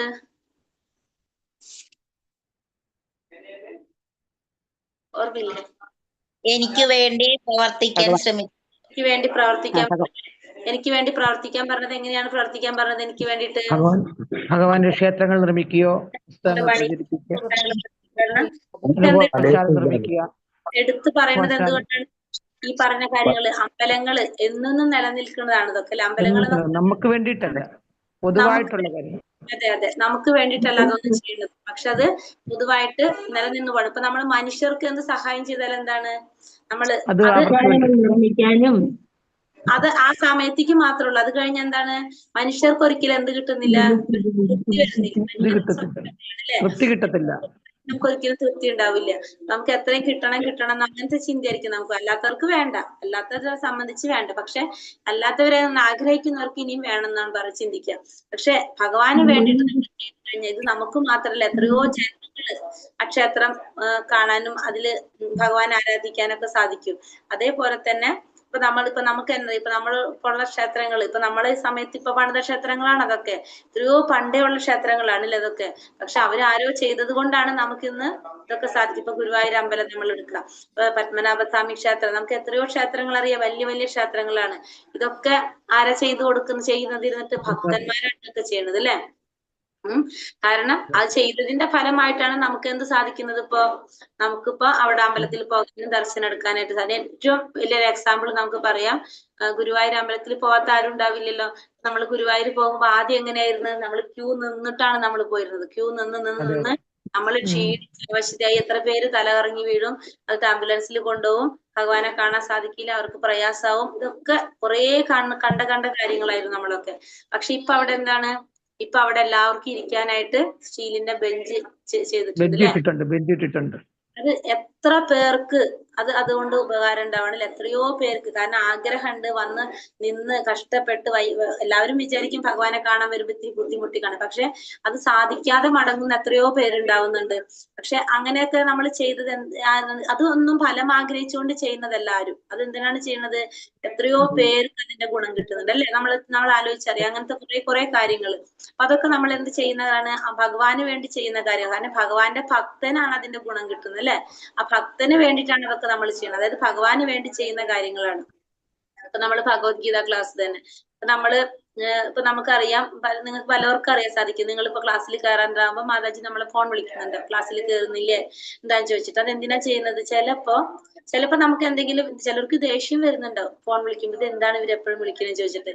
പക്ഷെ നമ്മൾ അത് ചിന്തിക്കുന്നത് എന്താണ്, കാരണം ചിലപ്പോ എന്തെങ്കിലും ചെറിയൊരു കാരണം കൊണ്ടായിരിക്കും അവർക്ക് കയറാൻ സാധിക്കും. ചിലപ്പോ ലിങ്ക് കിട്ടാതായിരിക്കാം, ചിലപ്പോ മാനസികമായിട്ട് എന്തെങ്കിലും പ്രയാസം അനുഭവിച്ചിരിക്കും. അപ്പൊ നമുക്ക് തോന്നും വേണ്ടാന്ന് തോന്നും. പക്ഷെ നമ്മളൊന്ന് ഫോൺ വിളിച്ചിട്ട് അവരോട് പറയുമ്പോ അവർക്ക് കിട്ടുന്ന ഒരു സന്തോഷം ഉണ്ടാവും ചിലപ്പോ അതില്. അല്ലാത്തവരെ കുറിച്ചല്ല, അത് ആഗ്രഹിക്കുന്നവരെ കുറിച്ച് ഞാൻ പറയുന്നത് കേട്ടോ. അങ്ങനെ വരുമ്പോ എന്താണെന്ന് വെച്ചിട്ടുണ്ടെങ്കിൽ, അറിയാതെ നമ്മളൊരു കാരണമാകാണ് എന്തിന്, അവർക്ക് ഭഗവാനെ കുറിച്ച് അറിയാൻ ഒരു അവസരം ഉണ്ടാക്കി കൊടുക്കുക ചെയ്യുന്നത്. ചിലപ്പോ അത് മനസ്സിൽ ഇപ്പൊ ഇതിൽ തന്നെ നമുക്കറിയാം, കുറെ വരുന്നവര് ഇത്തിരി കൂടി പ്രായമുള്ളവരായിരിക്കും. നമുക്കിപ്പോ ടെക്നിക്കലായിട്ട് കുറെ അഡ്വാൻസ്ഡ് ആണ് നമ്മൾ ഇങ്ങനത്തെ കാര്യങ്ങളൊക്കെ. അതൊന്നും അറിയാത്തവരായിരിക്കും. ഇപ്പൊ മക്കള് ഒക്കെ തിരക്കുള്ളവർക്ക് പറഞ്ഞു തരാനൊന്നും ഉണ്ടാവണമെന്നില്ല. അങ്ങനെയൊക്കെ ആവുമ്പോൾ നമുക്ക് ബുദ്ധിമുട്ടുകൾ. പക്ഷെ നിങ്ങൾക്കറിയാം, നമ്മളെ ഗ്രൂപ്പുകളിലെല്ലാം മാതാജിമാർ അതിന്റെ റെക്കോർഡ് ഇട്ട് പല രീതിയിൽ നിങ്ങളെ ഫോൺ വിളിച്ച് നിങ്ങൾക്ക് അറിയാത്ത കാര്യങ്ങളൊക്കെ പറഞ്ഞു തരുന്നുണ്ടാവും. കാരണം അതൊക്കെ നമ്മൾ ചെയ്യുന്നത് എന്താണ്, നമ്മൾ എന്തെങ്കിലും ഫലം പ്രതീക്ഷിച്ചുകൊണ്ടാണ് അതൊക്കെ ചെയ്യുന്നത്? 100% ചെയ്യാണത്. കാരണം അറിയാൻ ആഗ്രഹമുള്ളവർ ഒരിക്കലും എന്തിനു പോകാൻ പാടില്ല, ഭഗവാനെ കുറിച്ച് അറിയാൻ ഒരു അവസരം ആർക്കാണോ നമ്മളെ കൊണ്ട് സാധിക്കുന്നത് അത്ര സന്തോഷത്തോടെ എല്ലാവരും ചെയ്യുന്നത്. അതൊക്കെ നമുക്ക് തിരിച്ചുള്ള അനുഭവങ്ങൾ ഉണ്ടാകാറുണ്ട്. ചിലവർ പറയും, എന്തിനാ അങ്ങനെ വിളിച്ചുകൊണ്ടിരിക്കുന്നത്, ഞങ്ങൾക്ക് താല്പര്യമില്ല എന്നൊക്കെ പറയും. പക്ഷെ നമുക്ക് അതിലൊന്നും തോന്നാറില്ല. എന്തുകൊണ്ട് തോന്നുന്നില്ല, നമ്മളെ മനസ്സിൽ ഇത്രയുള്ള ഭഗവാനെ കുറിച്ച് അറിയാനായിട്ട് അവസരം ഉണ്ടാക്കിക്കൊണ്ട് നമുക്കൊരു കാരണമായി കഴിഞ്ഞാൽ അത് നമ്മൾ ചെയ്യുന്ന ഏറ്റവും വലിയൊരു പുണ്യത്. ഇപ്പൊ നമുക്കതിനൊരു അവസരം തന്നത് ഇസ്കോൺ ബാംഗ്ലൂരിൽ നിന്നാണ്. അല്ലാന്ന് വെച്ചാൽ ഇപ്പൊ നമുക്ക് ഈ പറഞ്ഞ പോലെ ഇതൊന്നും നമുക്ക് സാധാരണ നമ്മളെ കൊണ്ട് ഒരാളെ കൊണ്ട് നമുക്ക് ഒന്നും ചെയ്യാൻ സാധിക്കില്ല. നമ്മൾ വിചാരിച്ചു കഴിഞ്ഞാൽ നമ്മൾ ഈ ലോകത്തില് നമുക്കൊരു മാറ്റവും നമുക്ക് വരുത്തിക്കൊണ്ടുവരാൻ സാധിക്കില്ല. പക്ഷെ എന്താണ്, ഇസ്കോൺ ബാംഗ്ലൂർ നമ്മളെ ഒരു ആചാര്യനുണ്ടല്ലോ, ആചാര്യന്റെ നിർദ്ദേശപ്രകാരമാണ് നമ്മൾ ഇതൊക്കെ ചെയ്തു പോകുന്നത്. പക്ഷെ അതുകൊണ്ട് എന്താ സാധിക്കുന്നത്, ഇപ്പൊ നമ്മളെ നാട്ടില് കേരളത്തിൽ തന്നെ എത്രയോ പേർക്ക്, ഏകദേശം എനിക്ക് തോന്നുന്നു 10 ലക്ഷം 11 ലക്ഷം രജിസ്ട്രേഷൻ നമ്മളെ ആയി കഴിഞ്ഞു. ഇപ്പൊ ഇത്രയും അതിന് മേലെ വന്നിട്ടുണ്ടാവും ഇപ്പൊ ബാച്ചുകൾ കൂടുന്നതനുസരിച്ച്. അത്രയും പേര് ഭഗവാനെ കുറിച്ച് അറിയാണ്. പല പല ഭാഷകളില്, മലയാളം മാത്രമല്ല, ഇംഗ്ലീഷ്, ഹിന്ദി, തമിഴ്, തെലുങ്ക്, കന്നഡ, ഗുജറാത്തി, എല്ലാ ലാംഗ്വേജിലും 12 ലാംഗ്വേജിലാണ് ഇവിടെ ക്ലാസ്സുകൾ നടക്കുന്നത്. ഇത് ഒക്കെ ചെയ്യിക്കുന്നത് ആരാണ്, ഒരു സന്യാസി പ്രഭുവാണ് ചെയ്യുന്നത്. ആ പ്രഭു എന്ന് പറഞ്ഞിട്ടുണ്ടെങ്കിൽ IIT ഹോൾഡർ ആണ്. ഞാൻ ജസ്റ്റ് ഒന്ന് കാണിച്ചു തരാം ലാസ്റ്റ് അതിന്റെ അത് അപ്പൊ പറഞ്ഞ ഒരു മിനിറ്റ് പറഞ്ഞിട്ട് പോകാം. പിന്നെ മറന്നു പോകും. ഞാനത് സബ്ജക്ട് വന്ന കാരണം കൊണ്ടാണ് ഇപ്പൊ അതിന്റെ ഇടയിൽ പറഞ്ഞു തരുന്നത്. അപ്പൊ പ്രഭു എന്ന് പറഞ്ഞാല് സന്യാസിയാണ് എന്നുവെച്ചാൽ നല്ല ഇതാണ്. ഇസ്കോൺ ബാംഗ്ലൂർ അമ്പലമാണ് ഈ കാണുന്നത്. നമ്മൾ ഈ കാണുന്ന ക്ഷേത്രമാണിത് നമ്മുടെ ഇസ്കോൺ അവിടുത്തെ ഈ ഒരു അമ്പലമാണിത്. ഈ ക്ഷേത്രം നല്ല കാരണം വെച്ചിട്ടുണ്ടെങ്കിൽ ഭഗവാൻ പലരും ചോദിക്കാറുണ്ട് ഭഗവാൻ ഇരിക്കാനായിട്ട് ഇത്രയും സ്ഥലം ആവശ്യമുണ്ടോ, ചെറിയൊരു ഇതിലല്ലേ ഭഗവാൻ ഇരുന്നപ്പോ എന്നൊക്കെ പലരും പറയാറുണ്ട്. നമ്മളെപ്പോഴും എന്താണ് നമ്മളെ വീട്ടില് നമ്മള് പൂജാമുറി ഉണ്ടാക്കുമ്പോ നമ്മൾ ഏറ്റവും ഭംഗിയായിട്ട് നമ്മൾ ചെയ്യുന്നതാണ് നമ്മളെ വീട്ടിലെ ായിട്ടുള്ള അതിഥിയാണ് ഭഗവാൻ. ഏറ്റവും വിശേഷപ്പെട്ട ഒരു വ്യക്തിയാണ്. നമ്മളെപ്പോഴും സ്പെഷ്യൽ ആയിട്ടാണ് ഭഗവാനെ കാണുന്നത്. അപ്പൊ നമ്മളെ വീട്ടിലൊരു വിശേഷപ്പെട്ട അതിഥി വരുമ്പോ നമ്മൾ എങ്ങനെയാണ് ഏറ്റവും നമ്മൾ ഉപയോഗിക്കുന്ന പാത്രം അല്ലാണ്ട് മാറ്റിവെച്ച പാത്രത്തിലായിരിക്കും നമ്മൾ ഭക്ഷണം കൊടുക്കുക അല്ലെ. അതേപോലെ തന്നെ ഭഗവാനും നമ്മൾ എന്താ ചെയ്യാ, നമ്മൾ സ്പെഷ്യൽ ആയിട്ടായിരിക്കും നമ്മൾ എപ്പോഴും ഭഗവാന് കൊടുക്കുന്നത്. അതേപോലെ തന്നെയാണ് അപ്പൊ നമ്മൾ അമ്പലം പണിയുന്നത് വെച്ചാൽ നമ്മള് നമ്മളെ കൊണ്ട് എങ്ങനെയൊക്കെ സാധിക്കും അതിന്റെ ഏറ്റവും നന്നായിട്ട് നമ്മൾ ചെയ്തു കൊടുക്കാൻ സാധിക്കും അല്ലെ. അങ്ങനെ അപ്പൊ ഇതാണ് അവിടെ അമ്പലമാണ് ഈ കാണുന്നത്. ഇത് മുഴുവനും ഈ അമ്പലം പണിയുക എന്ന് പറഞ്ഞാൽ അതിനെന്തിനാ ചെയ്തത്, അത് എവിടെയാണ്, ബാംഗ്ലൂരാണത്, അതായത് മംഗലാപുരാണ്. അപ്പൊ ആ ഭാഗത്തുള്ളവരൊക്കെ എന്ന് വെച്ചിട്ടുണ്ടെങ്കിൽ കുറെ IITയും അങ്ങനത്തെയാണ്. അപ്പൊ അവിടെ ഉള്ളവർക്കൊക്കെ അമ്പലത്തിൽ വരാ, പ്രസാദം കഴിക്കുക, അതാണ് മെയിൻ ആയിട്ട് ലക്ഷ്യം അവിടെ ഉള്ളവർക്ക് എല്ലാവർക്കും. പിന്നെ ഭഗവാനെ കുറിച്ച് അറിയാനായിട്ട്. പിന്നെ അവിടെ ഇതേപോലെ തന്നെ അടുത്ത പണി നടന്നുകൊണ്ടിരിക്കുകയാണ് ഇപ്പൊ റെസിഡൻഷ്യൽ കോളേജ് ഭഗവത്ഗീത. ഇപ്പൊ ഞാൻ പറഞ്ഞ 58ാമത്തെ ബാച്ചാണ് നമ്മളെ നടന്നുകൊണ്ടിരിക്കുന്നത്. പ്രഭു IIT ഹോൾഡർ ആണ്. കാൺപൂർ IITന്ന് IIT പാസ് ഔട്ട് ആയ വ്യക്തിയാണ്. നല്ല ഫാമിലി ബാക്ക്ഗ്രൗണ്ട്, നല്ല അങ്ങനത്തെ ഒരു കുടുംബമാണ്. 2 മക്കളാണ്. അപ്പോ ഫുള്ള് ഇതിലേക്ക് തിരിഞ്ഞൊരു വ്യക്തിയാണ്. സന്യാസിയായിട്ട് ജീവിതം മാറ്റിവെച്ച അങ്ങനത്തെ ഒരു ഫാമിലിയാണ് പ്രഭുവിന്റെ. ഇസ്കോൺ എന്ന് പറഞ്ഞ ഇസ്കോണിന്റെ ഫുൾ ഫോം എന്താണെന്ന് ചോദിച്ചത്, അതാണ് ചോദിച്ചത് മാതാജി. ഇന്റർനാഷണൽ കൃഷ്ണ കോൺഷ്യസ് അതാണ് ചോദിച്ചിട്ടുണ്ടായിരുന്നത്. കണ്ടത് അതാണ്. ഇസ്കോണിന്റെ ഫുൾ ഫോം എന്താന്നുള്ളത് ചോദിച്ചത്. അന്താരാഷ്ട്ര കൃഷ്ണാവബോധ സമിതി, അന്താരാഷ്ട്ര കൃഷ്ണാവബോധ സമിതി എന്ന് പറയും നമുക്ക്. അപ്പൊ അവിടെ എന്ന് വെച്ചിട്ടുണ്ടെങ്കിൽ ഇപ്പൊ ഇത് നടന്നുകൊണ്ടിരിക്കുകയാണ്, കോളേജിന്റെ പണി നടന്നുകൊണ്ടിരിക്കുകയാണ്. അപ്പൊ ഇതൊക്കെ അദ്ദേഹം എന്തിനാ ചെയ്യണത്, അദ്ദേഹത്തിന് ശരിക്കും പറഞ്ഞാൽ അദ്ദേഹത്തിന്റെ കാര്യം നോക്കിയിട്ട് ഇരുന്നാൽ പോരെ. പക്ഷെ ഇത് എന്തിനാണ്, സന്യാസിയാണ്, അവർക്ക് എന്താ വേണ്ടത്, ആകെ 2 ജോഡി ഡ്രസ്സ് വേണം, അവർക്ക് കുറച്ച് പ്രസാദം കഴിക്കാം, അതിൽ കൂടുതൽ അവർക്കൊന്നും ആവശ്യമില്ല അല്ലെ. പക്ഷെ ഇത് മുഴുവനും ചെയ്യുന്നത് എന്തിനു വേണ്ടിയിട്ടാണ്, എല്ലാവരിലേക്കും ഭഗവാനെ കുറിച്ച് അറിയിക്കാനായിട്ട്, ഭഗവാനെ എത്തിക്കാന്നുള്ളത് മാത്രമാണ് അവരുടെ ലക്ഷ്യം. വേറെ ഒന്നും അവർ ലക്ഷ്യാക്കുന്നില്ല. അപ്പൊ അദ്ദേഹം അത് ചെയ്യുന്നതിന്റെ ഭാഗമായിട്ടാണ് നമുക്ക് ഇതേപോലെ തന്നെ ഒരു സേവനം ചെയ്യാനായിട്ടൊരു അവസരം നമുക്ക് കിട്ടുന്നത്. ഇപ്പൊ ഞാൻ മാത്രമല്ല, നമ്മളെല്ലാവരും ഇപ്പൊ ഈ ഗ്രൂപ്പില് കുറെ ഉണ്ട് സേവനം ചെയ്യുന്നവര്. അപ്പൊ എല്ലാവർക്കും ഒരു ചാൻസ് കിട്ടുന്നത് നമുക്ക് എങ്ങനെയാണോ ഭഗവാനെ കുറിച്ച്, അല്ലെങ്കിൽ നമ്മളിപ്പോ ഈ സമൂഹത്തിൽ കിടന്നുണ്ടെങ്കിലും പറഞ്ഞു കഴിഞ്ഞാൽ ആൾക്കും ആരും അക്സെപ്റ്റ് ചെയ്യണമെന്നില്ല.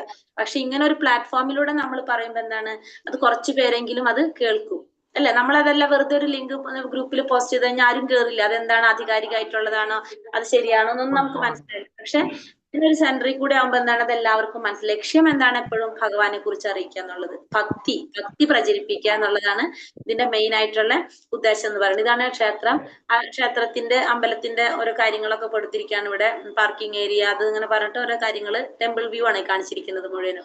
എപ്പോ വേണമെങ്കിലും നമുക്ക് ആ ക്ഷേത്രത്തിലേക്ക് പോകാം. ഗോശാലയുണ്ട് അവിടെ, ഗോസേവ ഉണ്ട്, ഗോശാലയൊക്കെ ഉണ്ട് അവിടെ. നമുക്ക് സേവനം ചെയ്യാനൊക്കെ നമുക്ക് സാധിക്കും.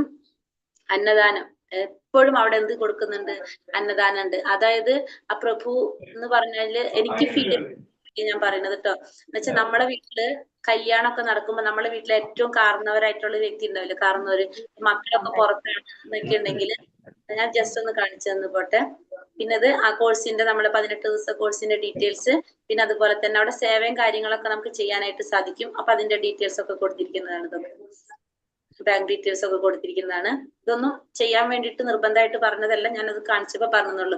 എനിക്ക് ഫീൽ ചെയ്തിട്ടുള്ള ഒരു കാര്യം ഞാൻ പറയുന്നത് വെച്ചിട്ടുണ്ടെങ്കിൽ, ഈ അമ്പലത്തിൽ നമ്മൾ പോകും, നമ്മൾ ഇടയ്ക്ക് ഈ അമ്പലത്തിൽ പോകും. ഈ അമ്പലത്തിൽ നമ്മൾ ചെല്ലുമ്പോ, സന്യാസിയാണല്ലോ പ്രഭു, അപ്പൊ ആ പ്രഭുവിനെ സംബന്ധിച്ച് നമ്മള് കാരണവന്മാര് വീട്ടിലെങ്ങനെയാണ്, നമ്മൾ മക്കളൊക്കെ പുറത്ത് താമസിക്കുമ്പോ മക്കളും മരുമക്കളും പേരമക്കളൊക്കെ വീട്ടിൽ വരുമ്പോ അവർക്ക് ഉണ്ടാവുന്ന ഒരു സന്തോഷം. അപ്പൊ നിങ്ങൾക്ക് അറിയാൻ പറ്റുമല്ലോ, നമ്മളെ വീട്ടിൽ വരുമ്പോ നമുക്ക് ഭയങ്കര സന്തോഷമാണ് അല്ലെ. അവർക്ക് വേണ്ടിയിട്ട് എന്തൊക്കെ ചെയ്യണം, എന്തൊക്കെ കാണിക്കണം, ആ ഒരു രീതിയിലാണ്. അതേപോലെ കാരണം ഓൺലൈൻ ആണല്ലോ അവിടെ ക്ലാസ് നടക്കുന്നത്, ഓൺലൈൻ ക്ലാസ് ആണ് നടക്കുന്നത്. എനിക്ക് തോന്നുന്നു ഒരു എത്രയോ ഏക്കർ സ്ഥലം അവിടെ ഉള്ള ഏതോ ഒരു ഇൻസ്റ്റിറ്റ്യൂഷൻ കൊടുത്തതാണ് ഈ അമ്പലം പണിയാനായിട്ട്. അങ്ങനെയാണ് പ്രഭു തുടങ്ങുന്നത്. പിന്നെ പ്രഭുവിന്റെ പൈസയും പിന്നെ ഓൺലൈനിൽ ഇപ്പൊ ഞാൻ പറഞ്ഞില്ലേ ഏകദേശം 10-11 ലക്ഷം ആളുകൾ നമ്മളെ സർട്ടിഫിക്കറ്റ് മേടിച്ചു കഴിഞ്ഞു. അപ്പൊ ഇതേപോലെ തന്നെ എല്ലാവരും എന്ത് ചെയ്യും, എന്തെങ്കിലുമൊക്കെ സേവനങ്ങൾ ഇങ്ങനെ ചെയ്യും. ഇപ്പൊ നമുക്കറിയാലോ, ഇപ്പൊ അമ്പലം പണിയാനാണ് ഏറ്റവും നല്ലതെന്ന് പറയുമ്പോൾ നമ്മൾ സ്വാഭാവികമായിട്ടും എല്ലാവരും അങ്ങനെ ചെയ്തിട്ടാണ് ഈ അമ്പലവും കാര്യങ്ങളൊക്കെ അവിടെ വന്നിരിക്കുന്നത്. നമ്മളെപ്പോലെ തന്നെ ക്ലാസ് അറ്റൻഡ് ചെയ്യുന്ന മലയാളികൾ നമ്മൾ കുറവാണ് ബേസിക്കലി, അത് നമ്മളെല്ലാവരും അങ്ങനെ തന്നെയാണ്. കാരണം വെച്ചിട്ടുണ്ടെങ്കിൽ നമുക്ക് പക്ഷെ ചില ഇംഗ്ലീഷ് ക്ലാസ്സുകൾ അറ്റൻഡ് ചെയ്യുന്ന ഫോറിനേഴ്സ് ഉണ്ട്, കുറെ ഫോറിനിൽ ഉള്ളവർക്കൊക്കെ എന്ന് വെച്ചാൽ ശരിക്കും ചെയ്യാൻ സാധിക്കുന്നവര്. അപ്പൊ അവരൊക്കെ അത്രയും പൈസയും കാര്യങ്ങളൊക്കെ കൊടുത്തിട്ട് ഇപ്പൊ നമ്മളെ കൊണ്ടാവണ ചെയ്യണം. അപ്പൊ എല്ലാവരും അങ്ങനെയൊക്കെ ചെയ്തിട്ടാണ് ഈ അമ്പലം അവിടെ വന്നിരിക്കുന്നത്. ഇപ്പൊ അവിടെ വർഷത്തിൽ ബ്രഹ്മോത്സവം നടക്കും, പൂജകൾ നടക്കും. അപ്പൊ നമുക്ക് ചെല്ലുമ്പോ താമസിക്കാനുള്ള എല്ലാ സൗകര്യവും അവിടെ പ്രഭു റെഡിയാക്കും. ഒരു പൈസ നമ്മളിന്ന് മേടിക്കില്ല, ആരെയൊന്നും മേടിക്കില്ല. ഇപ്പൊ നമ്മൾ പോയിണ്ടായിരുന്നു, ഇപ്പൊ ഓഗസ്റ്റിൽ നമ്മൾ പോയിണ്ടായിരുന്നു നമ്മളെ ഗ്രൂപ്പിൽ നിന്ന്. അപ്പൊ നിങ്ങളിലും മുന്നത്തെ ബാച്ചുകാർ കുറെ പേര് വന്നിട്ടുണ്ടായിരുന്നു, 60-70 പേരോളം നമ്മൾ പോയി. അവിടെ താമസിക്കാനായിട്ട് നമുക്ക് എല്ലാവർക്കും താമസിക്കാനുള്ള സൗകര്യം ഫുള്ള്. അതുപോലെ തന്നെ ഭക്ഷണം എന്ന് വെച്ചിട്ടുണ്ടെങ്കിൽ രാവിലെ ഉച്ചയ്ക്ക് വൈകുന്നേരം അങ്ങനെയല്ല, 24 മണിക്കൂർ അവിടെ ഭക്ഷണമാണ്. കാരണം പ്രഭു എന്ന് വെച്ചിട്ടുണ്ടെങ്കിൽ ഒരാളും വിശന്നിരിക്കാൻ പാടില്ല. അവിടെ ഫുൾ ടൈം ഭക്ഷണം അവിടെ ഇങ്ങനെ പ്രസാദം ഇങ്ങനെ ഓരോന്ന് കഴിയുന്നതിനനുസരിച്ച് പ്രസാദം ഇങ്ങനെ കൊണ്ടുവച്ചിരിക്കും അവിടെ. നമുക്ക് എപ്പോ കഴിക്കാൻ പോയാലും അവിടെ പ്രസാദം ഇരിക്കണ്ട, നമുക്ക് എടുത്ത് കഴിക്കാം. അതായത് നമ്മൾ എപ്പോഴും എങ്ങനെയാണ് പ്രസാദം കഴിച്ച് വയറ് നിറച്ച്. എന്നിട്ട് നമ്മള് സന്യാസിമാരാകുമ്പോ നമ്മളെ അടുത്ത് അധികമൊന്നും വരുന്നില്ലല്ലോ. പക്ഷെ ഈ പ്രഭു എന്ന് വെച്ചിട്ടുണ്ടെങ്കിൽ നമ്മളെ അടുത്തേക്ക് അങ്ങനെ വരുന്നില്ല. പക്ഷെ എല്ലാവരോടും ഭാഷ പ്രോബ്ലം ആണ് നമുക്കൊക്കെ. കാരണം അവിടെ ഹിന്ദിയാണല്ലോ അവർക്ക് അറിയുന്നത്, നമുക്ക് മലയാളമല്ല അറിയുന്നത്. അപ്പൊ ഹിന്ദി അറിയുന്നവരുണ്ടെങ്കിൽ കുഴപ്പമുണ്ടാവില്ല. അപ്പൊ എന്താ വെച്ചിട്ടുണ്ടെങ്കിൽ നമ്മളെ അടുത്ത് നമുക്ക് സുഖാണോ സന്തോഷാണോ എന്നുവെച്ചാ ഭാഷ അറിയില്ലെങ്കിൽ നമുക്ക് മനസ്സിലാവില്ല അങ്ങനെ ചോദിക്കുന്നത്.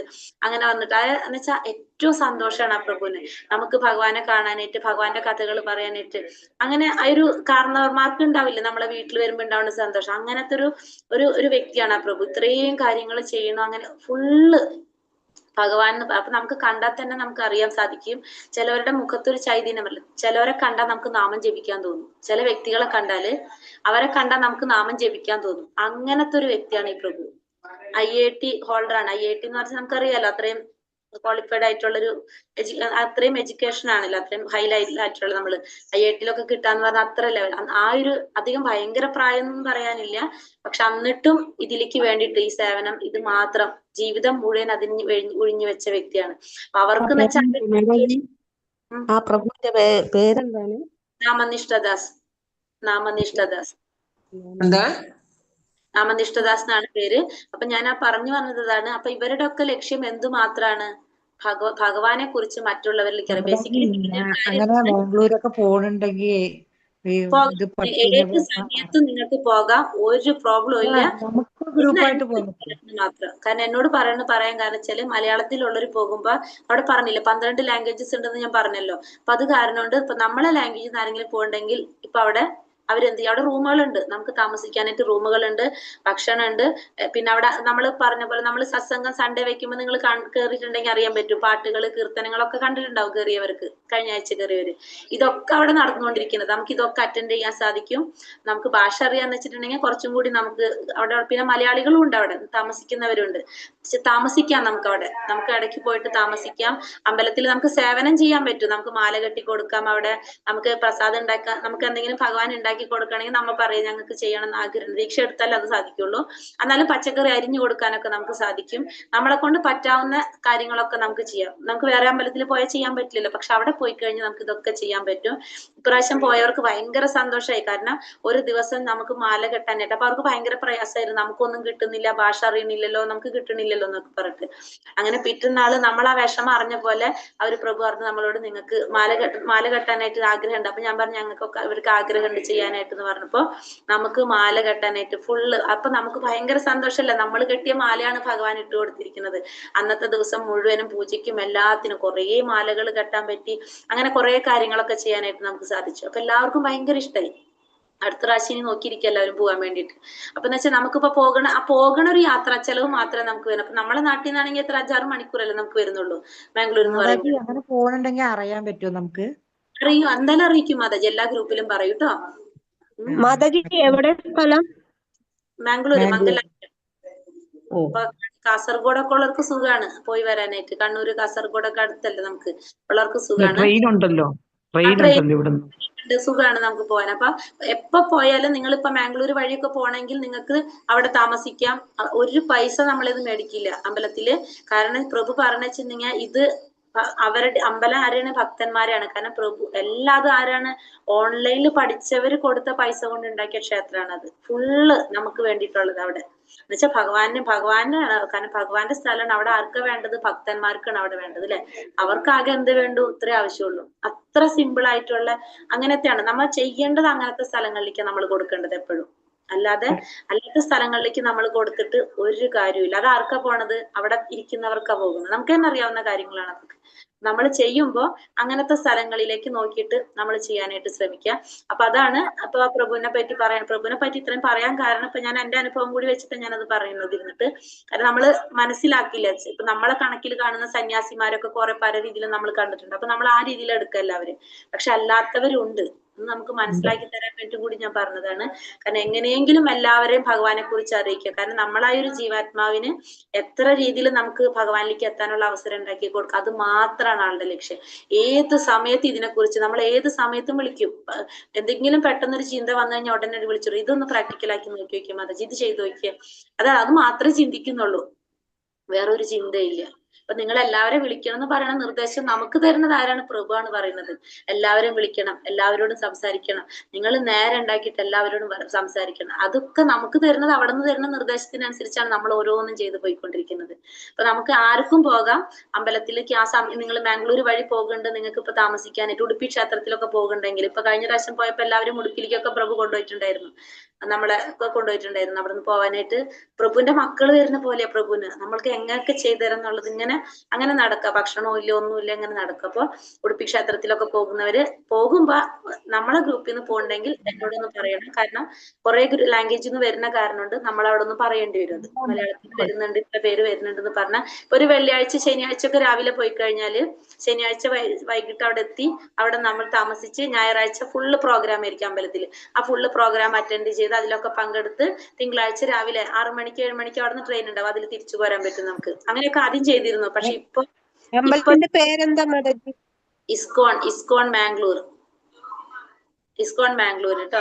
ആദ്യം എന്ന് വെച്ചാൽ ഞാനും നാട്ടിലായിരുന്നല്ലോ, അപ്പൊ അത് എനിക്കിപ്പോ പ്രോബ്ലം ഉണ്ടായിരുന്നില്ല. ഇപ്പൊ ഇവിടെ ആയതുകൊണ്ട് എന്നാലും പക്ഷെ പോകാൻ ആഗ്രഹിക്കുന്നുണ്ടെങ്കിൽ നമുക്കിപ്പോ ഒരു ഗ്രൂപ്പ് ഒക്കെ ആയിട്ട് ഇപ്പൊ എന്തെങ്കിലും ഒരു ഒക്കേഷൻ ഒക്കെ വരുമ്പോ ഇപ്പൊ നമ്മളെ ടീച്ചേഴ്സിനൊക്കെ ആരെങ്കിലും ഒഴിവുണ്ടെങ്കിൽ ആരെങ്കിലും കൂടിയിട്ട് നമുക്ക് പോകാനായിട്ട് സാധിക്കും. പോകുമ്പോൾ നമ്മൾ എങ്ങനെയാ ചെയ്യാന്ന് വെച്ചിട്ടുണ്ടെങ്കിൽ ട്രെയിനിൽ ടിക്കറ്റ് എല്ലാവരും ഒരുമിച്ച് ടിക്കറ്റ് എടുക്കും. നമ്മൾ തിരുവനന്തപുരം തൊട്ടുള്ളവരുണ്ടാവുമല്ലോ, അപ്പൊ ആ ഒരു ട്രെയിനിൽ എല്ലാവരും ടിക്കറ്റ് എന്നിട്ട് ഒരുമിച്ച് നമ്മൾ അവിടെ ചെന്നിറങ്ങും. വണ്ടി അമ്പലത്തിൽ നിന്ന് വണ്ടി വരും, നമ്മൾ അതിൽ കയറിയിരിക്കും, നമ്മൾ പോകും. അവിടെ ചെന്ന് കഴിഞ്ഞാൽ പിന്നെ നമുക്കൊന്നും ഇല്ലല്ലോ, ഭഗവാനെ കാണാൻ, അത് കഴിഞ്ഞ് പിന്നെ തിരിച്ചു പോരുമ്പോഴാണ് വീടിനെ പറ്റിയൊക്കെ ഓർമ്മ വരെ എല്ലാവർക്കും. കാരണം അവിടെ ചെന്ന വേറൊരു ലോകമാണ്. ശരിക്കും നമുക്കത് മനസ്സിലാക്കാൻ സാധിക്കും. ഹരേ കൃഷ്ണ. അപ്പൊ നമ്മൾ ഇവിടം വരെ നിർത്തിയത് നമ്മൾ ഇത് തുടങ്ങണം അല്ലെ ഇനി. അപ്പൊ നമ്മൾ ഇത് പറഞ്ഞത് എങ്ങനെയാണ്? സാമൂഹ്യ പ്രവർത്തനങ്ങളൊക്കെ നമുക്ക് ചെയ്യാനായിട്ട് സാധിക്കും. ആശുപത്രികള്, അതുപോലെ തന്നെ സാമൂഹ്യ സ്ഥാപനങ്ങള്, പിന്നെ സേവനങ്ങൾ, രാജ്യ സേവനങ്ങൾ, അതൊക്കെ നമുക്ക് ചെയ്തുകൊണ്ട് കർമ്മഫലങ്ങൾ നമ്മൾ കൊടുക്കാണ്. ഇപ്പൊ നമുക്ക് കർമ്മം ചെയ്തേ പറ്റൂ. അപ്പൊ നമ്മൾ അതിന്റെ ഫലത്തിന്റെ ഒരു ചെറിയൊരു ശതമാനം നമ്മൾ എന്ത് ചെയ്യാണ്? ഇത്തരത്തിലുള്ള പ്രവർത്തനങ്ങൾക്ക് വേണ്ടിയിട്ട് നമുക്ക് സഹായമായിട്ട് ചെയ്തു കൊടുക്കാൻ സാധിക്കും. അപ്പൊ നമുക്ക് എന്ത് വരാണ്? ഇതൊക്കെ ചെയ്യുമ്പോ അപ്പൊ നമ്മൾ ചിന്തിക്കും ഇതും അതും തമ്മിൽ എന്താ ബന്ധം? ഭക്തിയും തമ്മിൽ അല്ലെ. അതെന്താ വെച്ചാൽ നമ്മൾ ഇതൊക്കെ ചെയ്തു വരുമ്പോ നമുക്ക് എന്ത് വരാണ്? മനഃശുദ്ധി വരാണ് നമുക്ക് അല്ലെ. നമ്മൾ അറിയാതെ ഇപ്പൊ നമ്മൾ ഒന്നും ചെയ്യാതെ ഒരു പ്രവർത്തിയും ചെയ്യണ്ട, വീട്ടിൽ നിന്ന് പുറത്തേക്ക് പോകണ്ട, വീട്ടിലിരിക്കും, നമുക്ക് ആരെ കുറിച്ച് ഒന്നും അറിയില്ല. പക്ഷെ നമ്മളൊരു സാമൂഹ്യ പ്രവർത്തനം ചെയ്യുമ്പോൾ നമ്മൾ പലതരത്തിലുള്ള ആളുകളെ നമ്മൾ കാണും. അവരുടെ പ്രയാസങ്ങൾ നമ്മൾ നല്ല സുഖത്തിൽ ജീവിക്കായിരിക്കും. അപ്പൊ നമുക്ക് ഇങ്ങനത്തെ ഒന്നും ചിന്ത തന്നെ ഉണ്ടാവില്ല ചിലപ്പോ. ഇപ്പൊ നമ്മൾ ഭക്ഷണം ഉണ്ടാക്കി നമ്മൾക്ക് കഴിച്ചു, ബാക്കി നമ്മളെടുത്ത് കളയും, അങ്ങനെയായിരിക്കും നമ്മൾ ചെയ്യുണ്ടാവുക. പക്ഷെ നമ്മൾ പുറത്തേക്ക് ഇറങ്ങി നമ്മൾ സാമൂഹ്യ പ്രവർത്തനങ്ങളൊക്കെ ചെയ്യുമ്പോൾ നമുക്ക് മനസ്സിലാവണം, ഭക്ഷണം കിട്ടാതിരിക്കുന്നവരെ കുറിച്ച് നമ്മൾ അറിയാണ്, അല്ലെങ്കിൽ അസുഖങ്ങൾ കൊണ്ട് ബുദ്ധിമുട്ടുന്നവരെ കുറിച്ച് നമ്മൾ കാണാണ്. ഇതൊക്കെ കാണുമ്പോൾ നമുക്ക് മനസ്സിലാവും നമുക്ക് തന്നിരിക്കുന്നത് എത്ര നല്ല ജന്മാണെന്നുള്ളത്. അപ്പൊ നമ്മുടെ ഉള്ളിൽ എന്താ സംഭവിക്കുന്നത്? റിവേഴ്സ് ചിന്താഗതി വരാം നമുക്ക് മനസ്സിൽ, മനഃശുദ്ധി നമുക്ക് വരാണ്. അപ്പൊ സ്വാഭാവികമായിട്ടും നമ്മൾ എന്തിലേക്ക് തിരിയാണത്? നമ്മൾ ആ ഭഗവാനിലേക്ക്, അതായത് നമ്മൾ അറിയാതെ നമ്മൾ പ്രാർത്ഥിച്ചു പോകും ഭഗവാനോട്, ഭഗവാനെ ഇവർക്കൊക്കെ എന്താണ് ഇങ്ങനെ നമ്മളത് പ്രവർത്തിച്ചു. എല്ലാവരും അങ്ങനെ തന്നെയല്ലേ ചിന്തിച്ചു പോകുന്നത് അല്ലേ? ഞാൻ പറഞ്ഞത് ശരിയല്ലേ? ഹരേ കൃഷ്ണ. അപ്പൊ അതാണ് നമ്മൾ നാലാമത്തത് പറയുന്നത്. ഇനി അഞ്ചാമത്തത് എന്താ പറഞ്ഞെങ്കിൽ അതും ചെയ്യാൻ പറ്റണില്ല എന്ന് വിചാരിക്കും. നമുക്ക് അത്രയും സാമ്പത്തികമായിട്ടും ഇല്ല, അതൊന്നും ചെയ്യാൻ പറ്റണില്ല. നമ്മൾ എന്ത് ചെയ്യാ?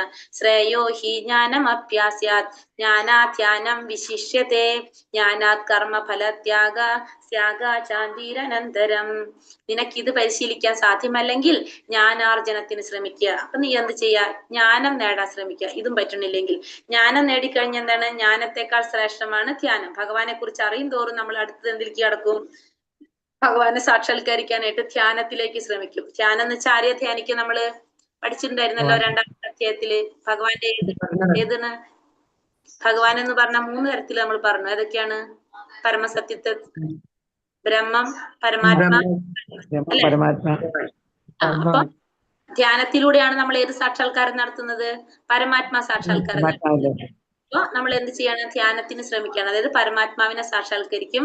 ആ ധ്യാനത്തെക്കാൾ വിശിഷ്ടമാണ് എന്ത്? കർമ്മഫലങ്ങൾ എത്തിക്കുക. അങ്ങനെ പരമാത്മാ സാക്ഷാത്കാരത്തിലൂടെ നമ്മൾ എന്തിലേക്ക് എത്താണ്? ഭഗവാനിലേക്ക് എത്താണ്. അപ്പൊ എന്തെന്നാൽ ത്യാഗത്താൽ നമുക്ക് മനഃശാന്തി ലഭിക്കും. അപ്പൊ അങ്ങനെ 5 തരത്തിൽ ഇപ്പൊ നമ്മൾ കണ്ടു അല്ലെ? 5 തരത്തിൽ നമുക്ക് എങ്ങനെയൊക്കെയാണ് ഭക്തിയുടെ സേവനം ചെയ്യാന്നുള്ളത്. ഫസ്റ്റ് നമ്മൾ പറഞ്ഞു എന്താണ്?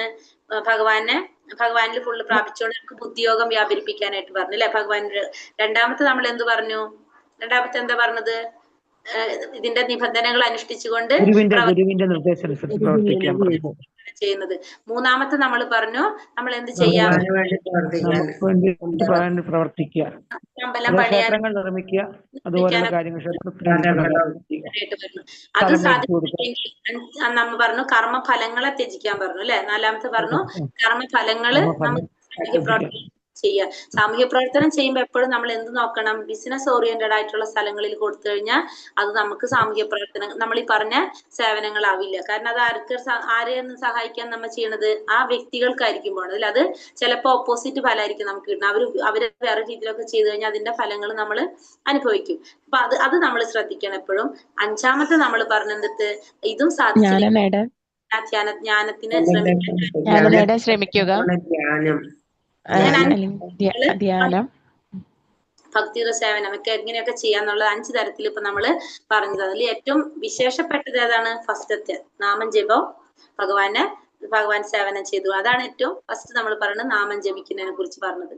പിന്നെ ഇനി അടുത്തത് എന്താ പറഞ്ഞത്? ഇനി ഭഗവാൻ ഏറ്റവും പ്രിയപ്പെട്ട ഭക്തൻ എങ്ങനെയുള്ളവനാണെന്ന് ഭഗവാൻ പറഞ്ഞവരാണ്. അദ്വേഷ്ട സർവഭൂതാന മൈത്ര കരുണ ഏവച്ച നിർമ്മമോ നിരഹങ്കാര സമദുഃഖ സുഖാക്ഷമി സന്തുഷ്ട സതതം യോഗി യാഥാത്മാ ദൃഢ നിശ്ചയ മയ്യർപ്പിത മനോബുദ്ധിർ യോ മത് ഭക്ത സമേ പ്രിയ. മാത്സര്യം കൂടാതെ സർവ്വജീവി സത്തകൾക്കും സുഹൃത്തായി, ഒന്നിലും അവകാശബോധവും മിഥ്യാഹങ്കാരവും ഇല്ലാതെ സുഖദുഃഖങ്ങളിൽ സമനില കൈക്കൊണ്ട് ക്ഷമാശാലിയായും സദാ സംതൃപ്തനായും നിയന്ത്രിതാത്മാവായും മനസ്സും ബുദ്ധിയും എന്നിലുറപ്പിച്ച ദൃഢനിശ്ചയത്തോടെ ഭക്തിയുടെ സേവനം അനുഷ്ഠിക്കുന്ന ഭക്തൻ എനിക്ക് ഏറ്റവും പ്രിയങ്കരനാണ് എന്ന് പറഞ്ഞ മാത്സര്യം കൂടാതെ, മത്സരബുദ്ധി ഒരിക്കലും പാടില്ല. നമുക്ക് ഒട്ടും ഉണ്ടാവാൻ പാടില്ലാത്താണ് എന്ത്? മത്സരബുദ്ധി. ആ മത്സരബുദ്ധി ഇല്ലാതെ എന്ത് ചെയ്യണം?